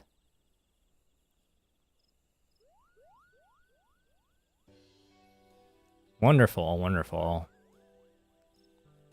With this, all outstanding matters of concern have been addressed, and all the residents of the Gensi's wards, I too may sleep soundly once more.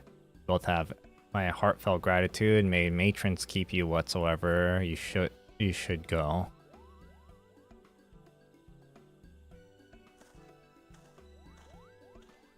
Do you see how happy we made him? That's the power of Pictomancy for you. This is only the beginning. As part of your training, you and I shall travel near and far, searching for those in need of the Archon realm once did. Mustn't forget our promise either. Before we take the road, I'd like you to see if the locals knew anything about my friend. In the meantime, I bid you dedicate yourself to honing your skills, Kupo.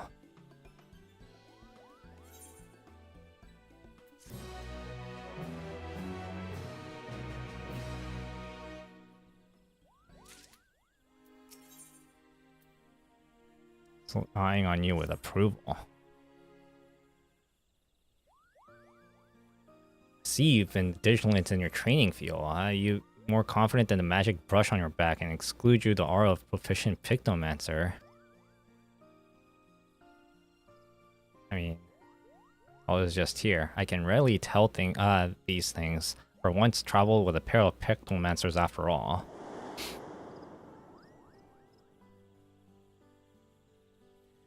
Soul crystals used to belong to one of them. In fact, his name was Jaketilakwe. Janqui Tilakwi. Jaquintalakwi. And he was an exemplar of our art. The other was Jaquentilaku apprentice, or Jaquentilaku's apprentice, a girl named Beruru. Despite having seen only 16 summers, she's already an accomplished Pictomancer, and she's the friend of mine who's missing, Kupol.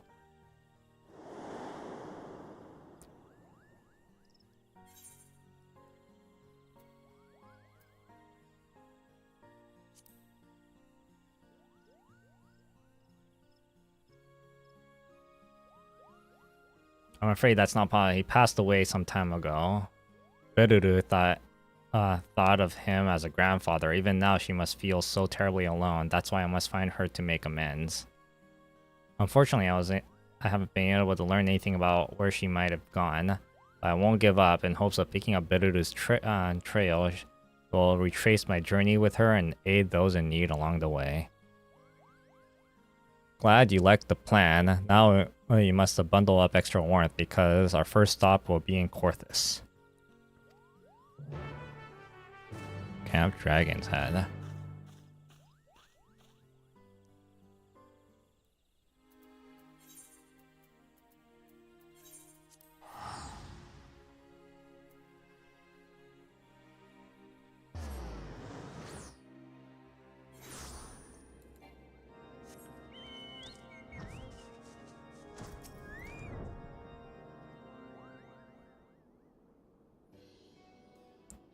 God, it's cold. Just like when I visited Jaquit Talakwe and Beruru.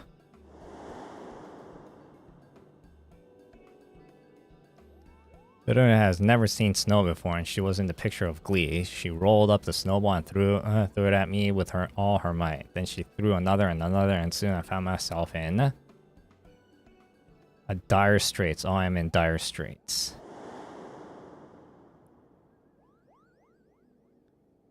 What is up with the lighting? Yes, just so I found myself buried in dire straits. Wait a moment, what are you doing here, Mr. Hearer? Well now, a curious confidence that we show path across here.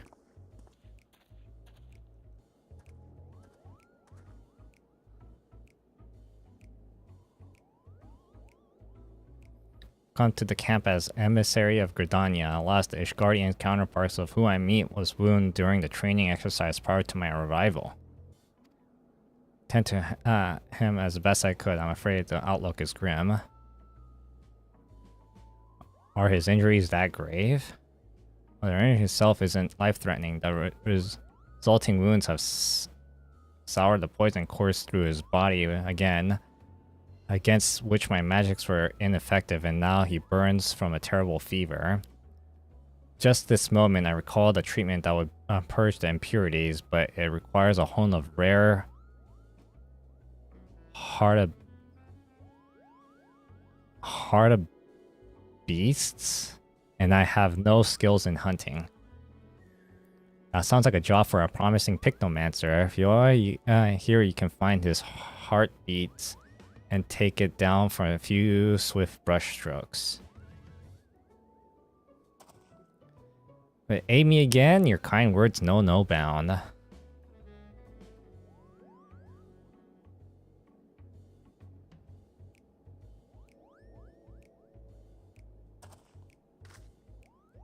Be prudent to question the garrison of the heartbeats. The creatures are rare, but the knights may have sighted one during their patrol.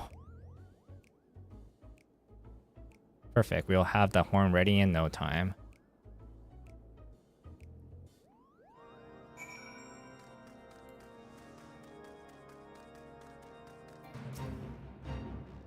Yeah, very welcome here. It's odd that you acquire.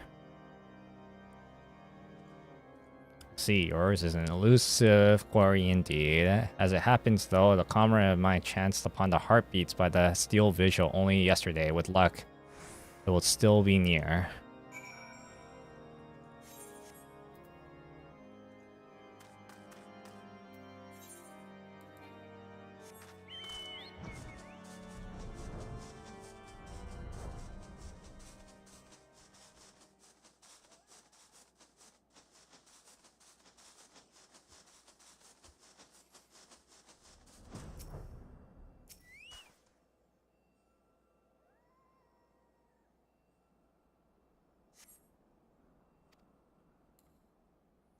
I have a feeling I'm gonna have to fight on one of these.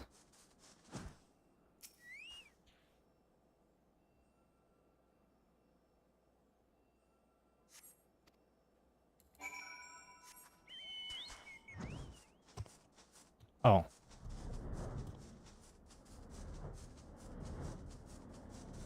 Never mind. I mean, I guess I still had to fight.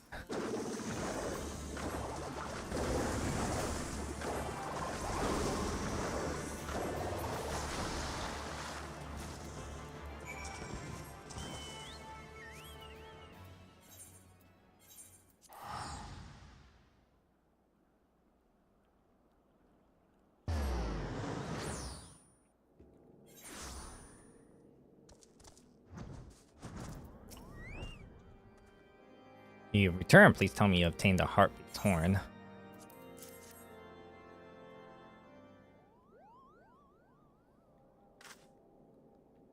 Yes, this is the horn. I cannot thank you enough. Shall use this to prepare the infusion of the ailing knight at once.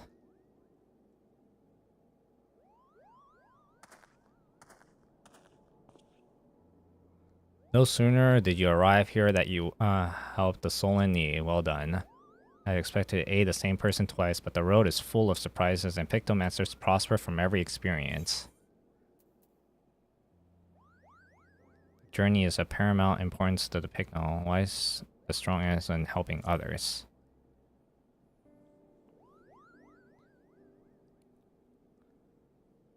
What the fuck, dude? What the hell's going on?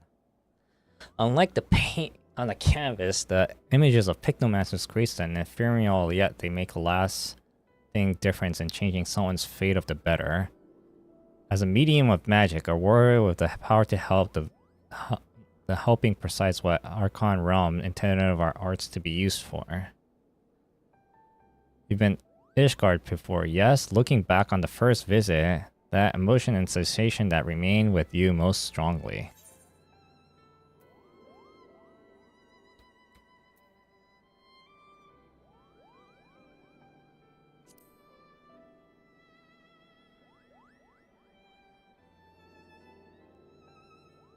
Yours was an endurance and journey indeed, Kufa. I can scarcely imagine just how difficult your trial must have been, but it's because you've been shown kindness amidst hardship. I think that you are driven to show the same kindness to others. Thank you for sharing this with me, Fiora. To hear this importance to you, it inspires me to be hopeful, Kupal. Now that I did back in Gridania, I'll make inquiries about my friend Beruru. Until the time for a move on, I bid you to keep up your training. God, these flickering, man.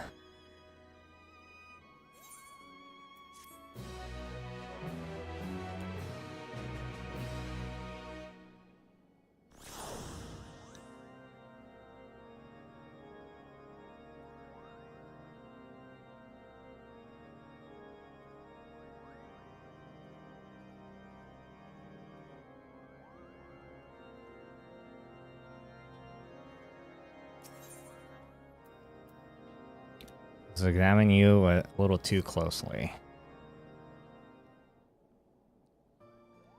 Oh, the manly glint in your eyes, the missile posture of the ones who has produced too many works in far too little time. I can tell you've been training hard, Kupo. Or too has burgeoned since last we spoke, lending you the mysterious mane of an artist, undergoing a wild and wonderful evolution. You think I'm making this up, do you? I'm stingering together vaguely relevant affirming words, yet little faith. Thank the matron. Exactly, Kupo. We should thank the matron for all the best to Nofka and her bounties. Well, why are we thanking her?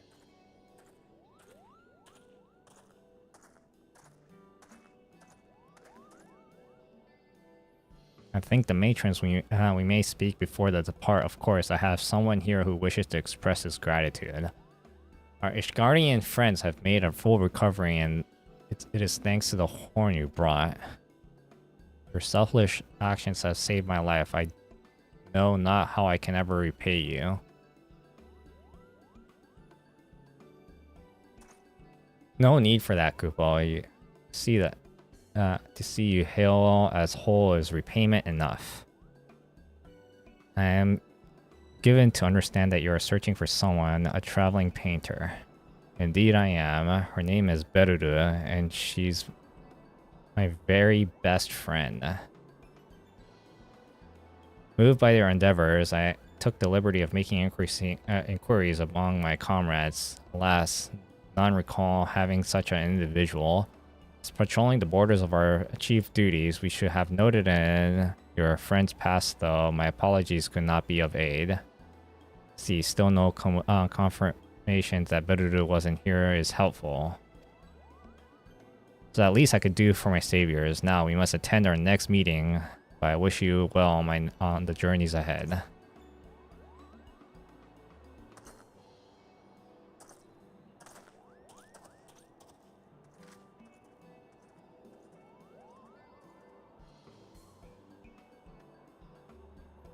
Where could Beruru be?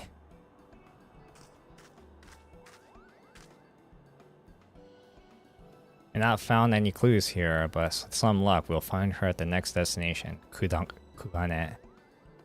Getting there, however, will prove a challenge until you visited the Far East before fuel.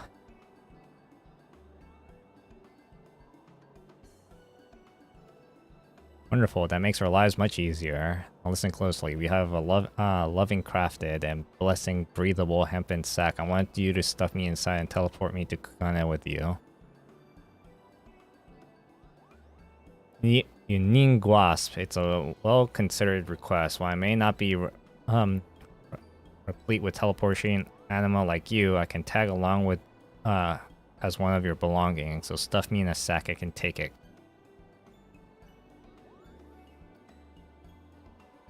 What the fuck? You are now carrying Kupopo-sized sack. It will be prudent to handle your burden at utmost care until such time can reach Kugane.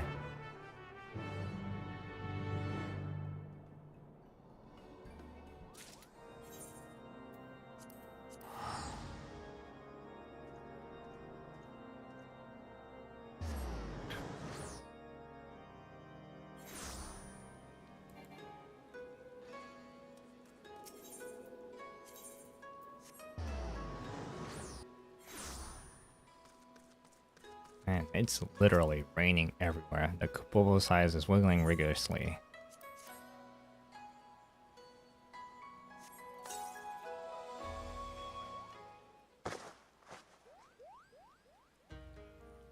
That was a peaceful nap, that was. So you arrived safely in Kugane. The city is impossibly picturesque as ever.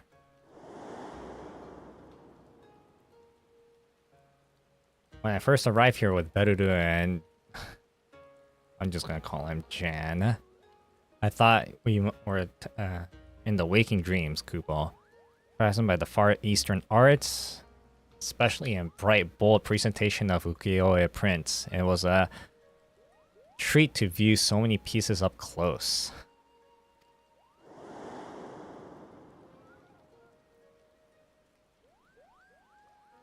What of you, Fiona? What do you call most vividly about your first visit here?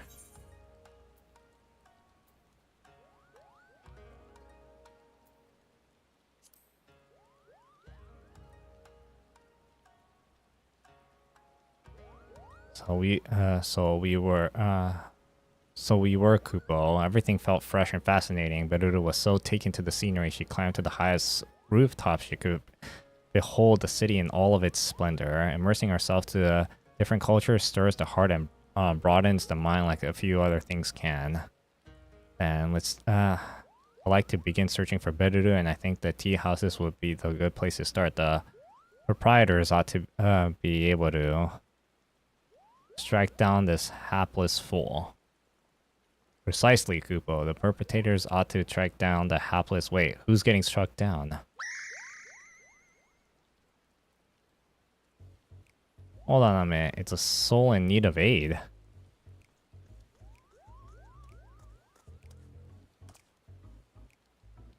What troubles you, good sir? Turbulent tides take me. I'm an art dealer in Oda, you see, and I came to Kugan to sell a masterpiece acquired in Zorzia. But nary a day before we arrived, we were engulfed by a terrible storm. Rocked and rolled, and barely able to keep the ships from capsizing, and in the chaos of crate containing the precious pieces was cast into the rolling waves. It's terrible, Kupo. Any chance that it can be found? Assuming it wasn't dragged into the fathomless depths, the sailors tell me that the crate is likely drifted into the Ruby Sea, Confederate waters. No one is willing to go and search for me.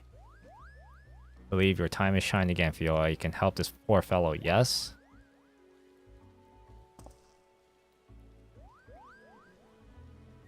Well acquainted with the pirates, you say? If you could speak with them about my crate, I would be grateful beyond words.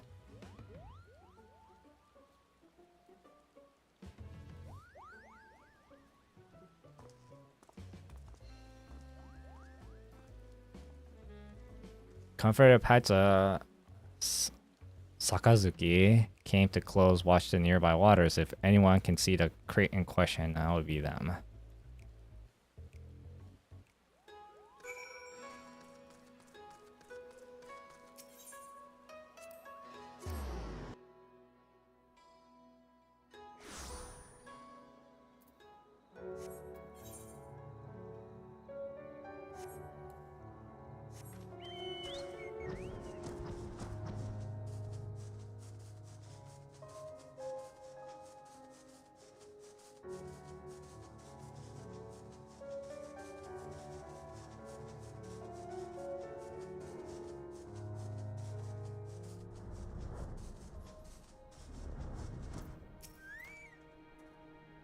Oh, if it's our friend, and what brings you back to these parts? Business with Rasho and Tansui, perhaps?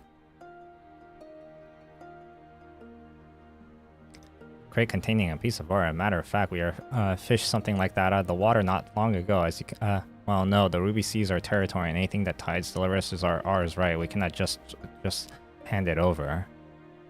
So much if having that. That being the case, why don't we make interesting, make it and have a friendly contest for the crate? That's the spirit. We'll make it simple. Hunting ogre crabs. Both sides will get the same amount of bait. The person who catch more crabs is the winner.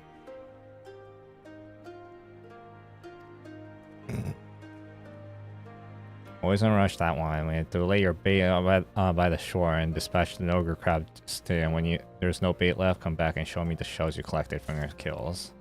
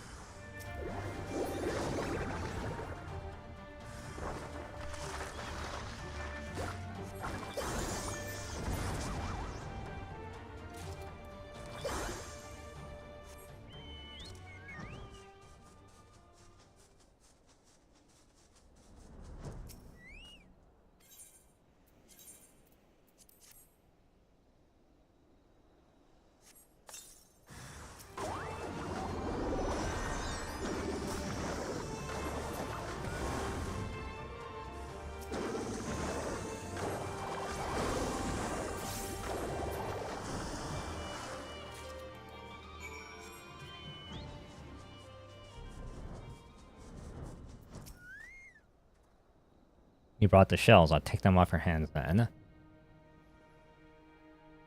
Winner is... Appears we have a tie. Well, both of you. I'm a man tomorrow, so the crate's yours. Though it was a friendly game, it was a privilege to go up against you. It'll be used to tell everything about it.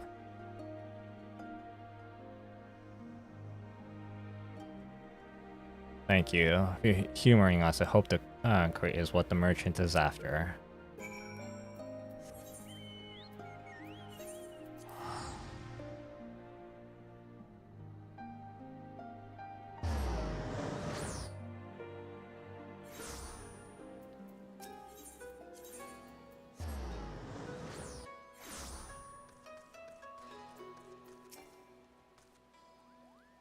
You have returned. Were you able to find my crate?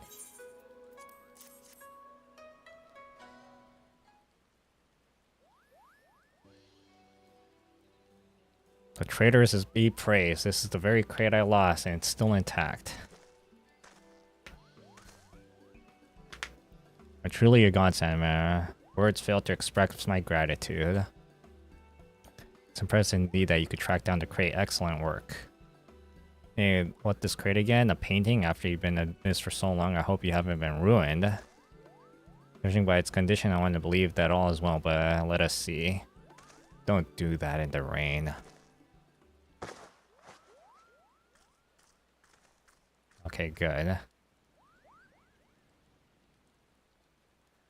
Thank the traders, it's unharmed, and thought I had packaged it excessively.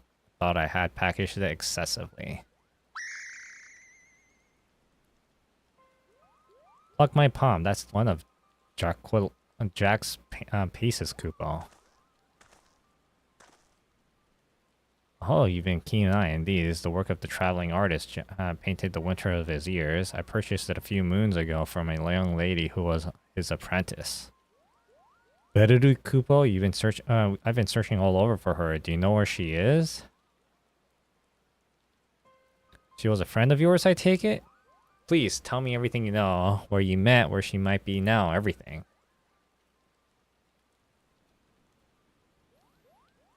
I don't know how to say this, but from what I've heard, your friend has passed on.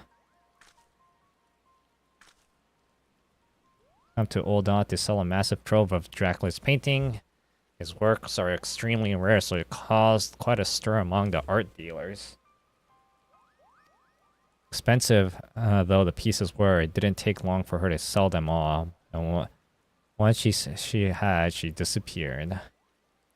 Her belongings were apparently stolen in her in-room, and yet there was nary a sign of foul play, and none of them have seen her since, and this rumor she found is quite the place of her life. I knew Jankwood's death left a void in her heart, but Bereru wouldn't have. She couldn't have. This is just a rumor, nothing more. We don't know anything for certain.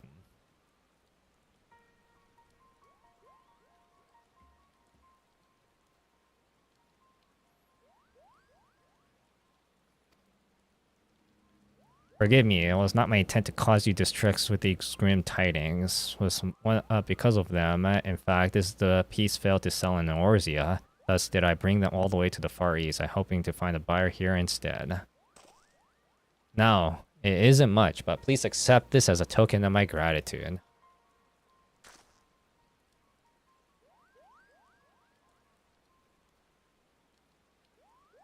With that, I must take my leave for you to meet the prospective client.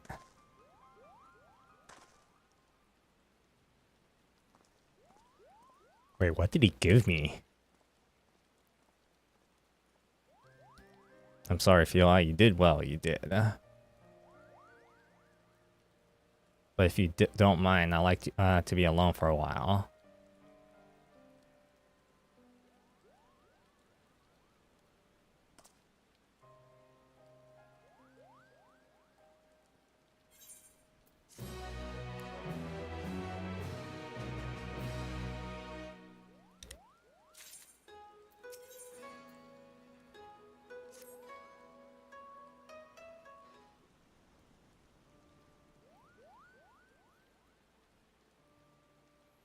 Kupo, what is it?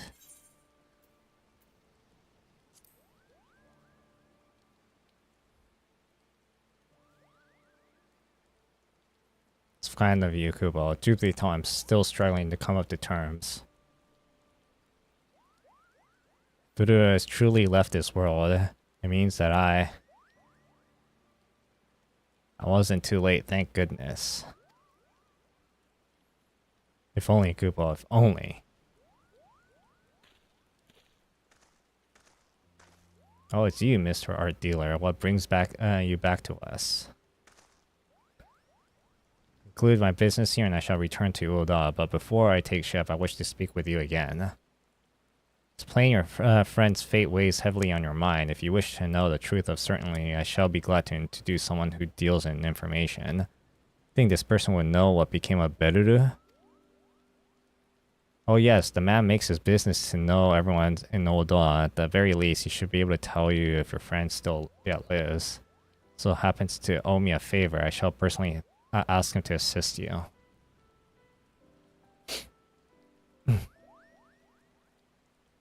Once you arrive in Oda, head to Emerald Avenue and look for...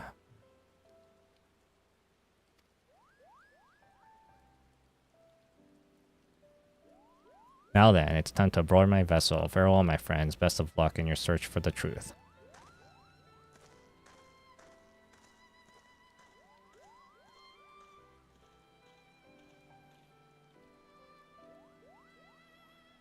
I want to know desperately, but at the time I'm so scared. At the same time, I'm so scared if Beruru really is gone.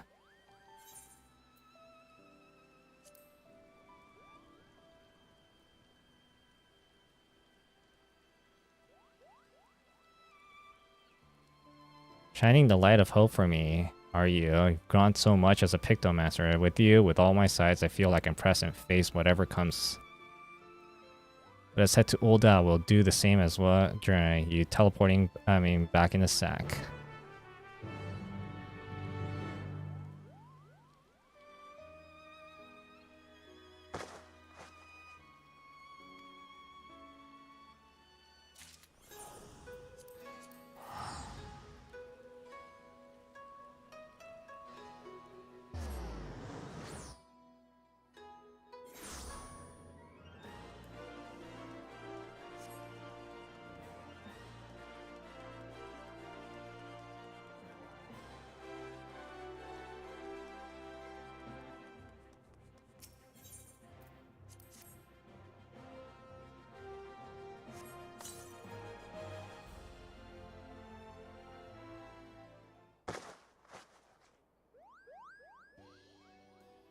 That was a lovely one. Just like that, we arrived.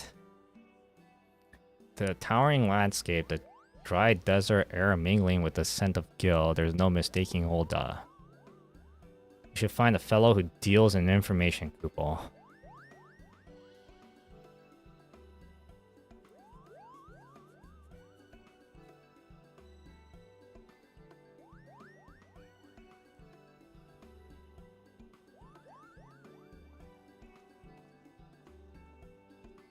I have the respectable old man there with a grin that does indeed bespeak unwavering confidence.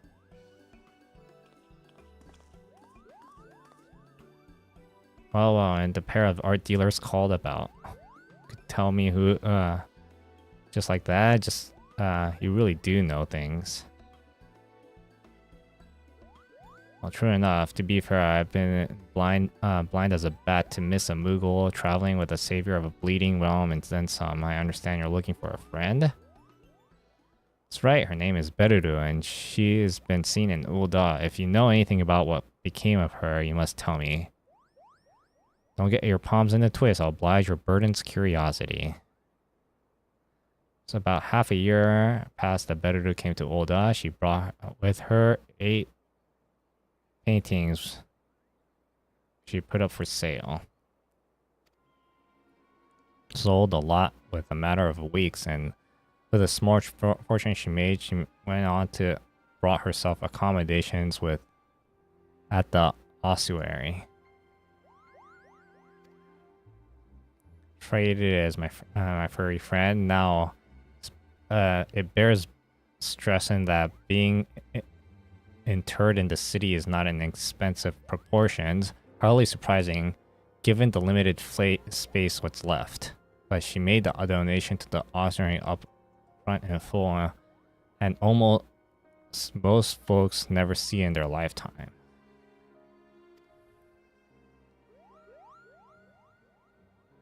That remains a mystery. Her room in the inn was found neat and tidy. You wouldn't have known she's been there if not for some personal belongings left behind. Among those, the great interest is set in traveling gear, a coin purse containing the payment of the room, and a letter that she was coming back. Finding all of a bit odd, an innkeeping called the Brass Blades to investigate, but the events led them to conclude that she was voluntarily missing and likely dead by her own hand. That's what they think, but who's to say, eh? There's only one way to be certain, I reckon. According to the priest who oversees burials, Benedict's coffin is stored in Lang's burial chamber over the ossuary. You have to open it up to see what's there, and it isn't with your own eyes.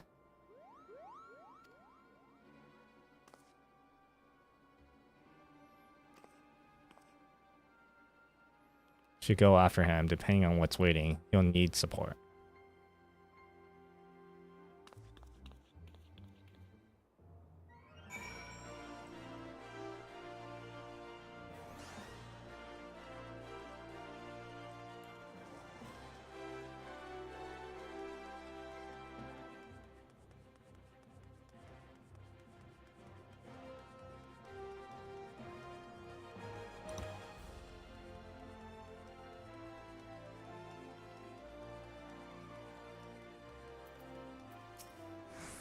Hey, Yukupo, it will only be a little peek.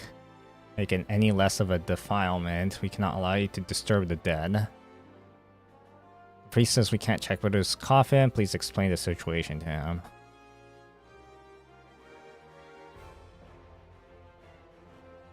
So that's a way of it.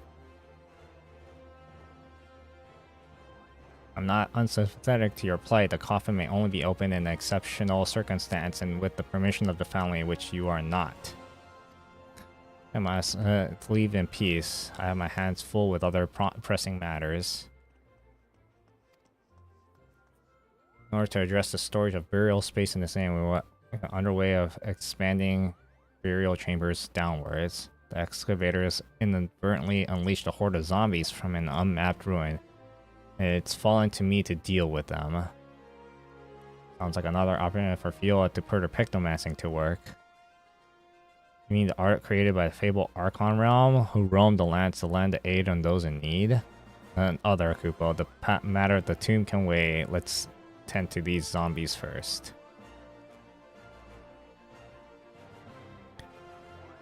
Why? I should be more grateful. Zombies have been taken to prowling the Sylph's excavation site in central Thanalan. Please see those tormented souls finally know rest.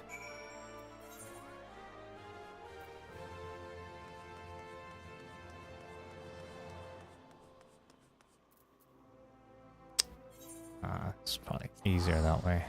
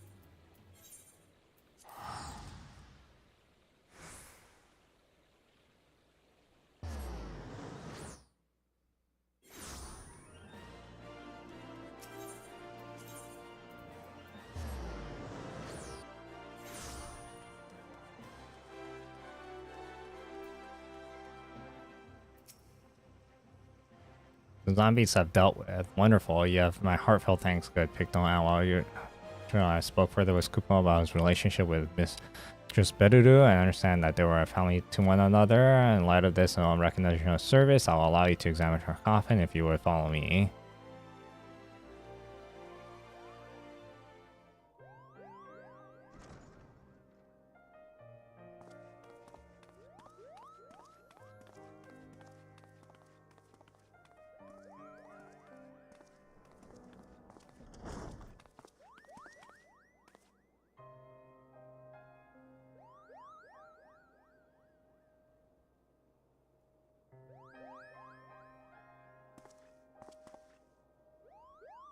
This is the one. If you're ready, shall I open it?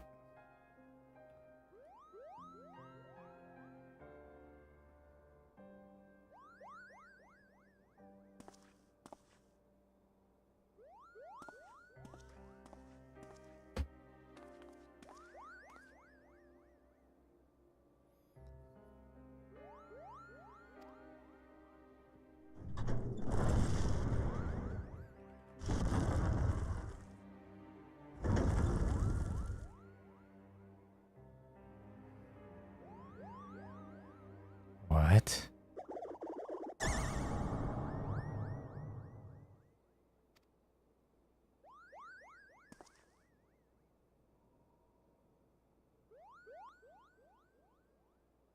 Painting.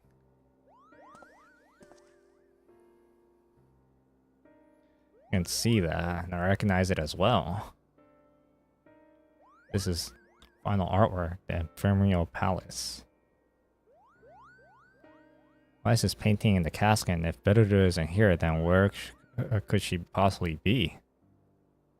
Right, no one's in the order knows where she had gone.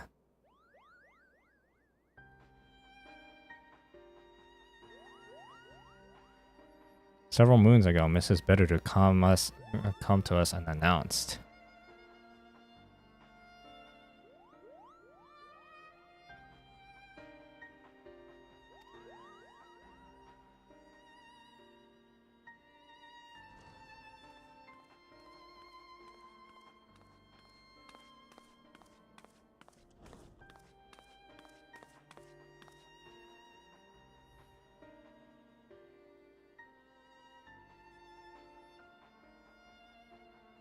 Is anyone here? Are you come to pay your respects?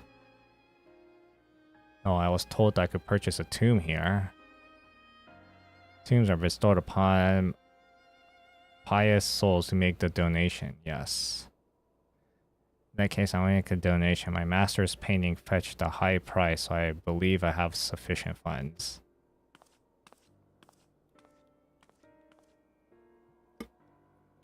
Would it be possible to have that tomb prepared immediately?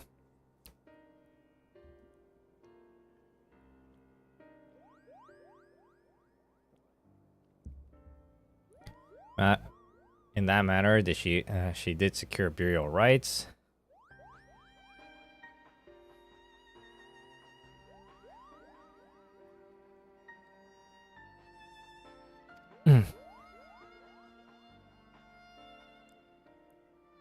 When I was in readiness, she requested a moment alone in the chamber, so I waited outside the entrance.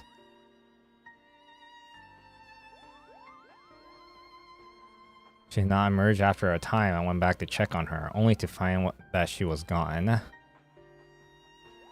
was only this painting and handwritten note instructing us to enter it. Saying better vanished into thin air. So far as I could tell, as you can see, there's only one entrance to this chamber. I organized a large-scale search, thinking that she might have wandered into the lower levels or even those under excavation, yet we found nothing. At length, the search was called off, and without answers, what else could I do but fulfill her final wish? I placed the painting within the coffin, where it has remained ever since.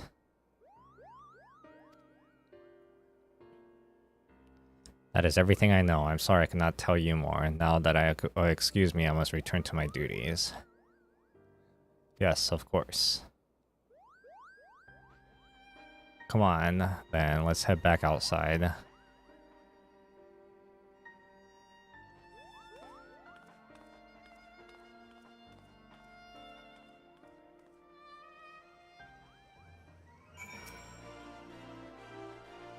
Entering, painting, and vanishing without a trace. I'm not sure what to make of Beruru's action, Kupo. What about you? Do you have any thoughts?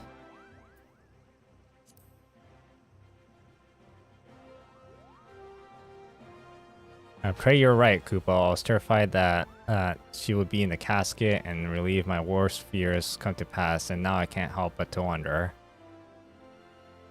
I suppose it's back to the search. I'm going to take some time to ponder things and see if I can think of other leads to pursue. Meanwhile, please continue to train. Think colorful thoughts, keep your brush arms supple, and come to me when you feel its aura has grown further.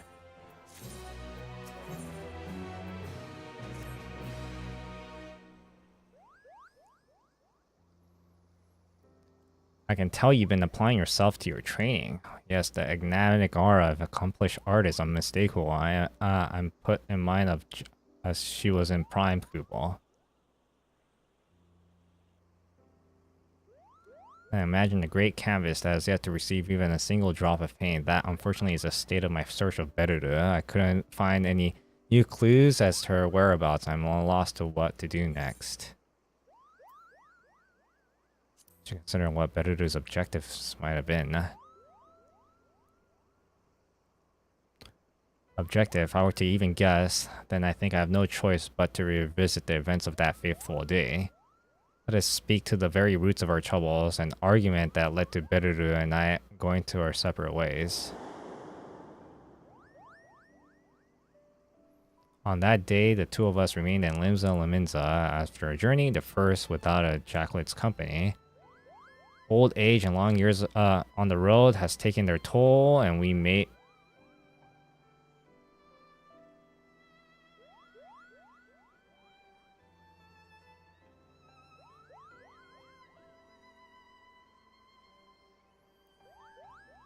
the difficult decision to leave him with the care of a sanatorium. A smile on his face as he lay bread and wished us well in our coming adventure, and remained Beruru that she mustn't.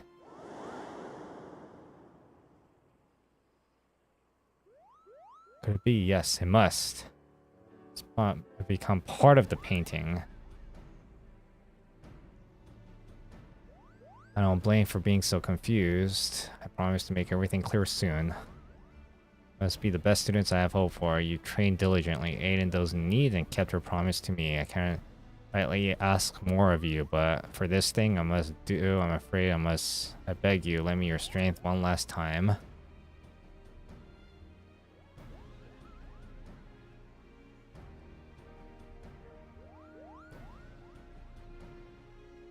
Come and meet me at Jadeite's floor. I'll be waiting.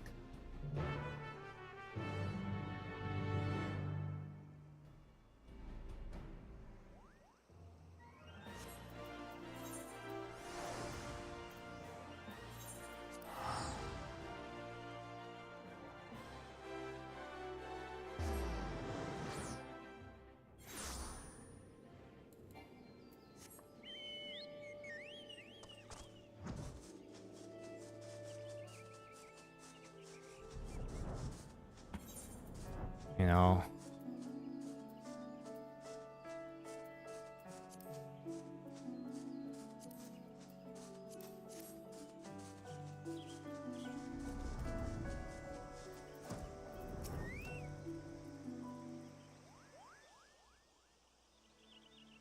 There you are. I know you must have many questions. Allow me to explain everything.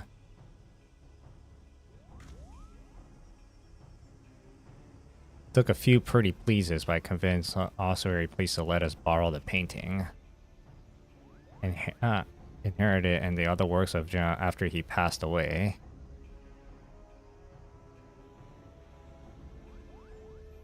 If I arrangement, Berudu and I had returned to our first journey together, and I said, well, but when we arrived at the sanatorium to see how Jeff had feared for her absence, all that await us for this few paintings and personal belongings. He fell fiend and found his way into the facility a few days prior, thinking to protect his fellow patients. Confront and vanish the beast, but the exorcism proved too much. Buddha and I were devastated. If we only had returned sooner, taken the quick route and not wasted as much time, might still be alive. Such thoughts tormented us, Kupo. Took its hardest for she had lost her only family. She clung to me and wept like a child in her doll, and I, in the moment of the poor judgment, said something foolish. I told her that she needed depend on me so that she could stand on her own 2 feet as a Pictomancer, and that she should.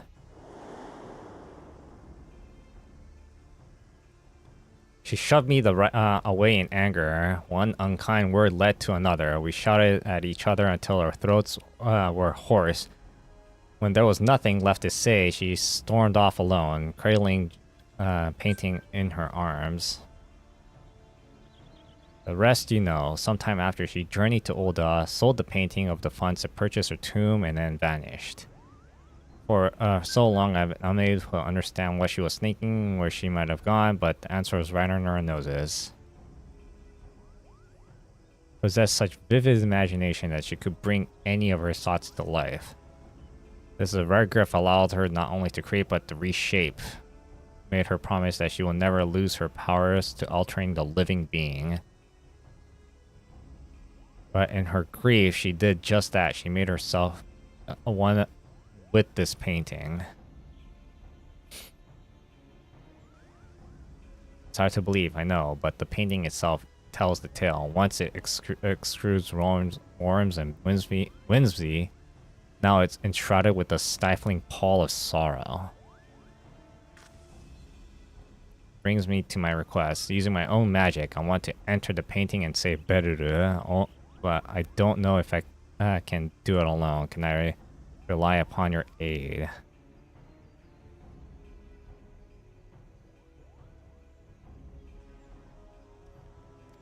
Oh, fuck. Painting will be a void with the imagination. That's to say anything can happen. See you fully prepared, Kupol.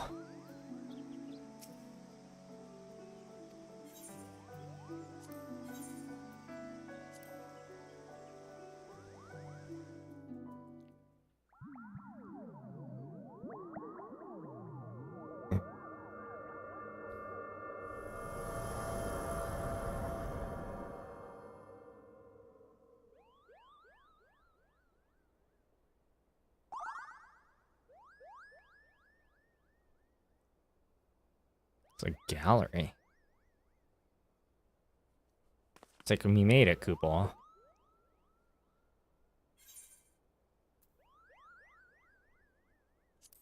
The Grand Cosmos.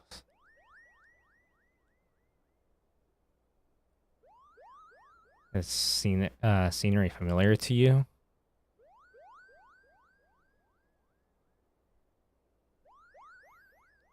Another world? Mere thoughts of boggles the mind, Kubo. As I recall, I saw this palace in a dream. He was inspired to recreate it on canvas. His arcane affinity allowed him to visit worlds beyond our own in his sleep. Perhaps someone from that world sent him to the visions. We are undoubtedly within the painting. Must be here somewhere. Let's go. Damn, this is kind of unsettling. It's like a big, empty gallery.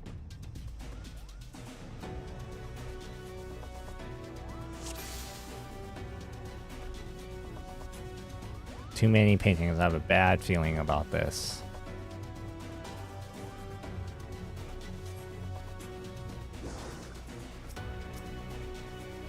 Idea of a welcome. Have at them, Fiola.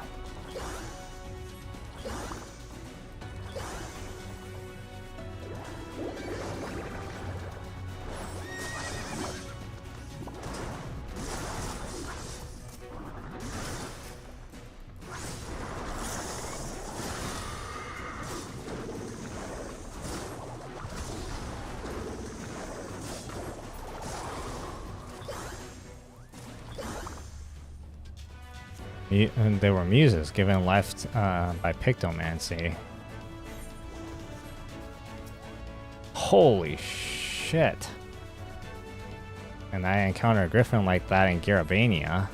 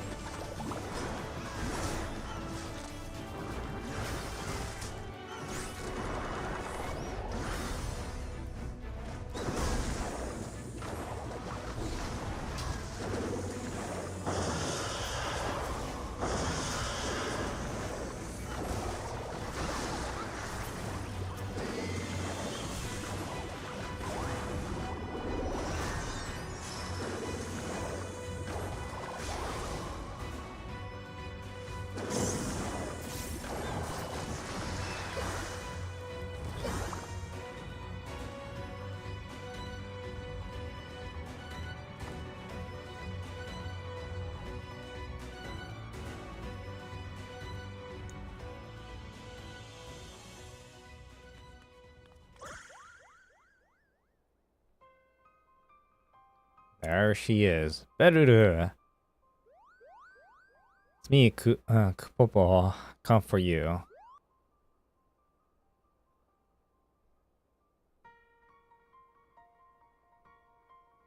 Come for me? No one will do that. No one is gone because of me, because I was too late. I wasn't saying that, Beruru. You're not to blame. Even Kupo has abandoned me, my only friend. Wait, what happened?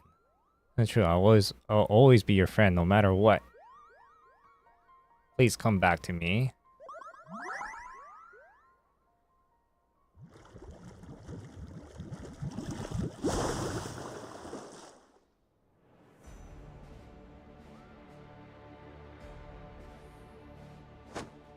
She belongs to me, and I have and you have no place here.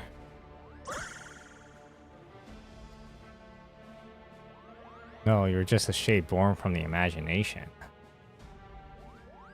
And you shall call me Sheik, Bobo. Such insolence cannot be borne.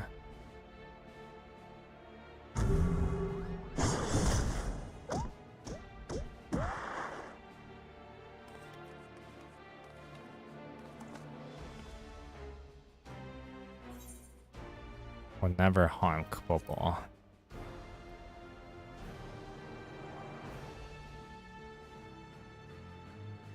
A Pictomancer, one of the passion of my soul crystals, no less. An imitation, you are no match for my master, for the masters you aspire to be. Is my own, and it's more than match yours. I'll show you.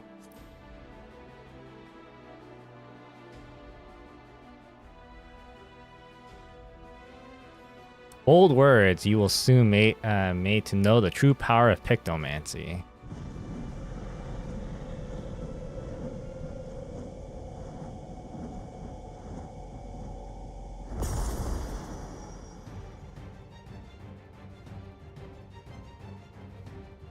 Here, within my masterwork, imagination dictates reality. I shall paint the finishing touches in shades of your terror.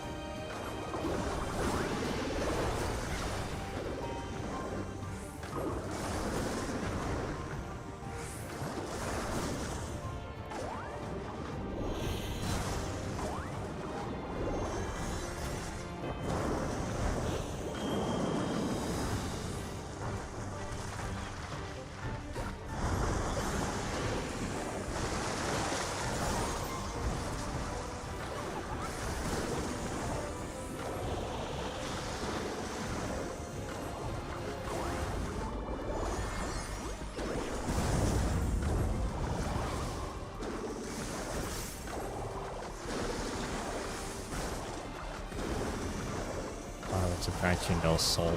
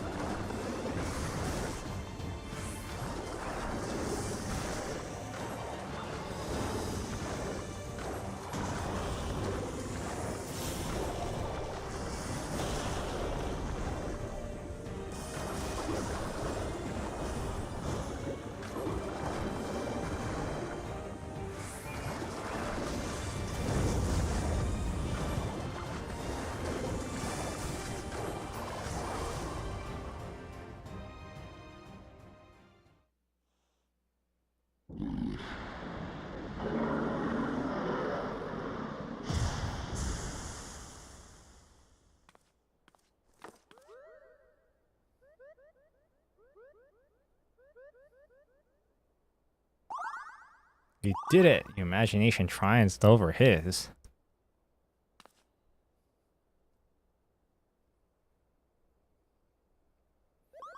Wake up, Berudu.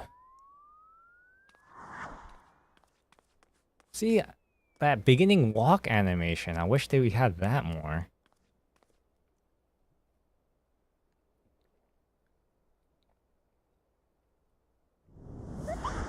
Come on now, you stubborn fool.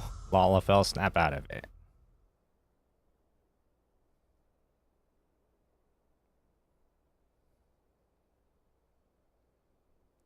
What are you doing here? Bring you back, Kupo. We've been looking all over for you.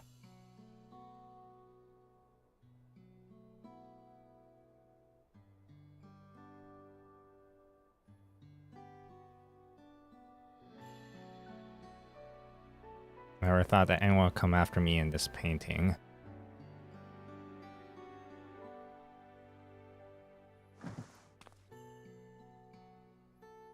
Feel, was it? Thank you for accompanying Kupo on in his journey.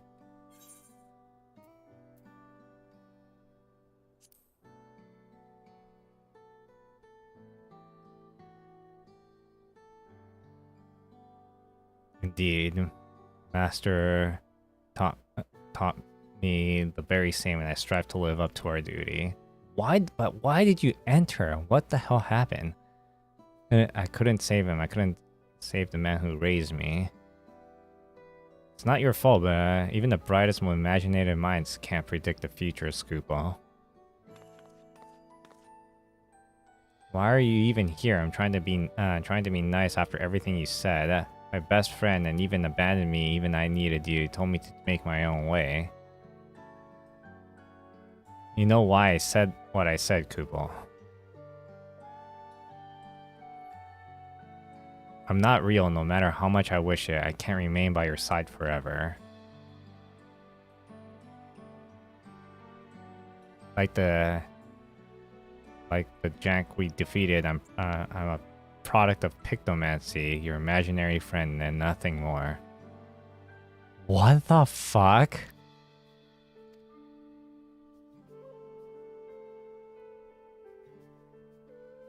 It is uncommon for children to have imaginary friends. They create us in their minds to help cope with their struggles, but children grow up and when they do, we disappear. You don't have to disappear though. I painted you into being my very first creation. Just like I painted Master Jazz, so I could fix my mistake and so I wouldn't be alone.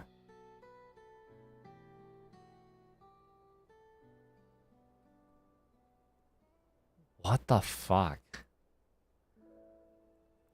Can do wonderful things by bringing our imaginations to life. We bring hope in those in need. This you'll learn throughout her journey. And so did you. No matter how harshly reality may be, a Pictomancer isn't meant to paint over it. And escape reality, we're meant to give people the courage to face it. But how can I when those who matter most to me are gone?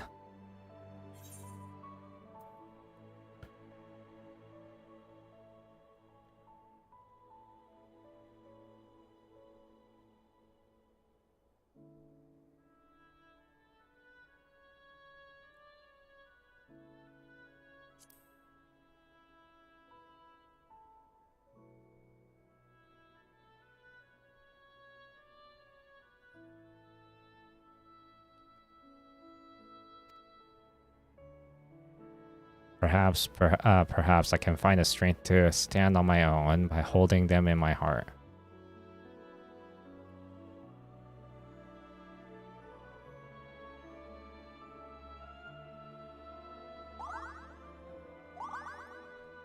You absolutely will, and you'll be just fine.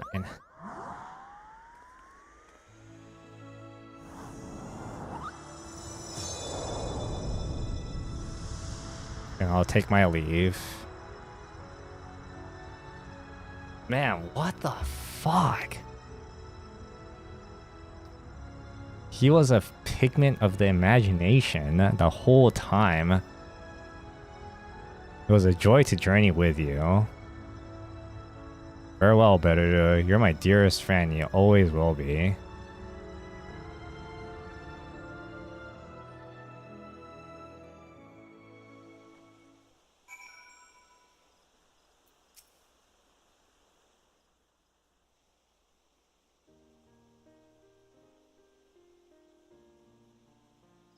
Damn, that was kind of sad.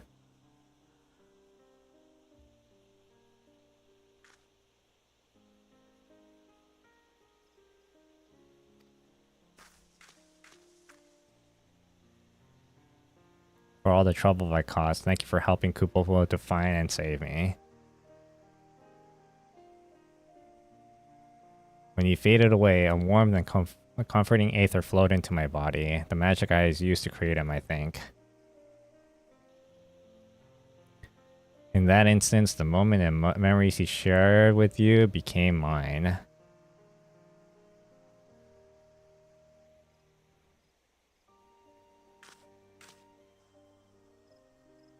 Shade of the Shroud, the chill of the Corthus, the brilliance of Kugane, the two of you traveled far.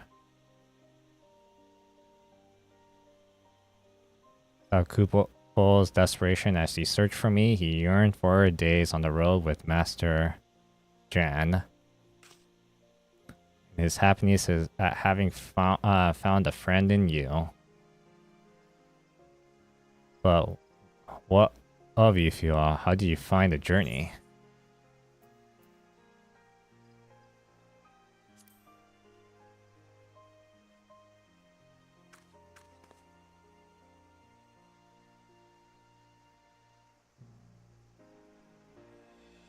Oh my god, this story was crazy. Would have been glad to hear that. I am too. Meant a lot to know that someone else will remember him fondly. I saw my first Moogle here, you know, the way it danced through the air, so full of life and joy. What child would have wanted a friend like that? I would create him again, recall the feelings and the image and paint him anew. But I won't, because the two of you taught me parting isn't the end.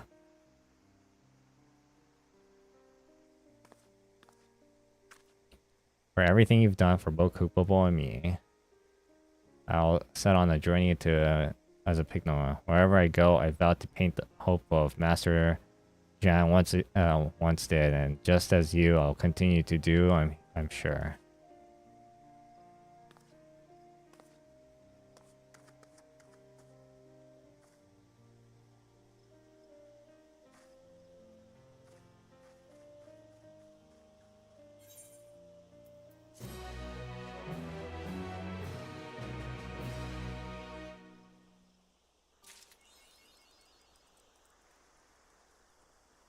Oh shoot.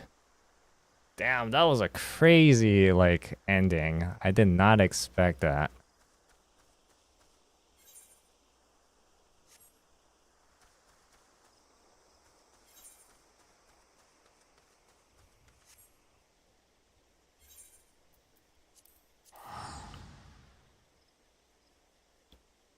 Okay, now I gotta try to figure out what's causing all this flickering.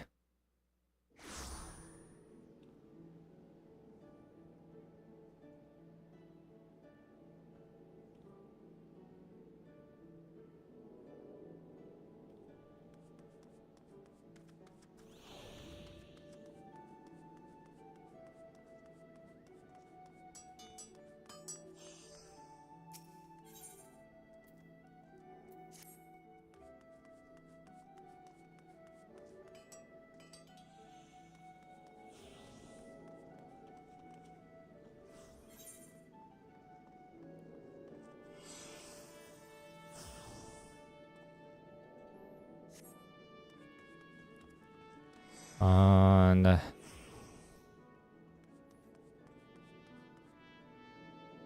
mean, I would like to do MSQ, but guess that's gonna have to be tomorrow.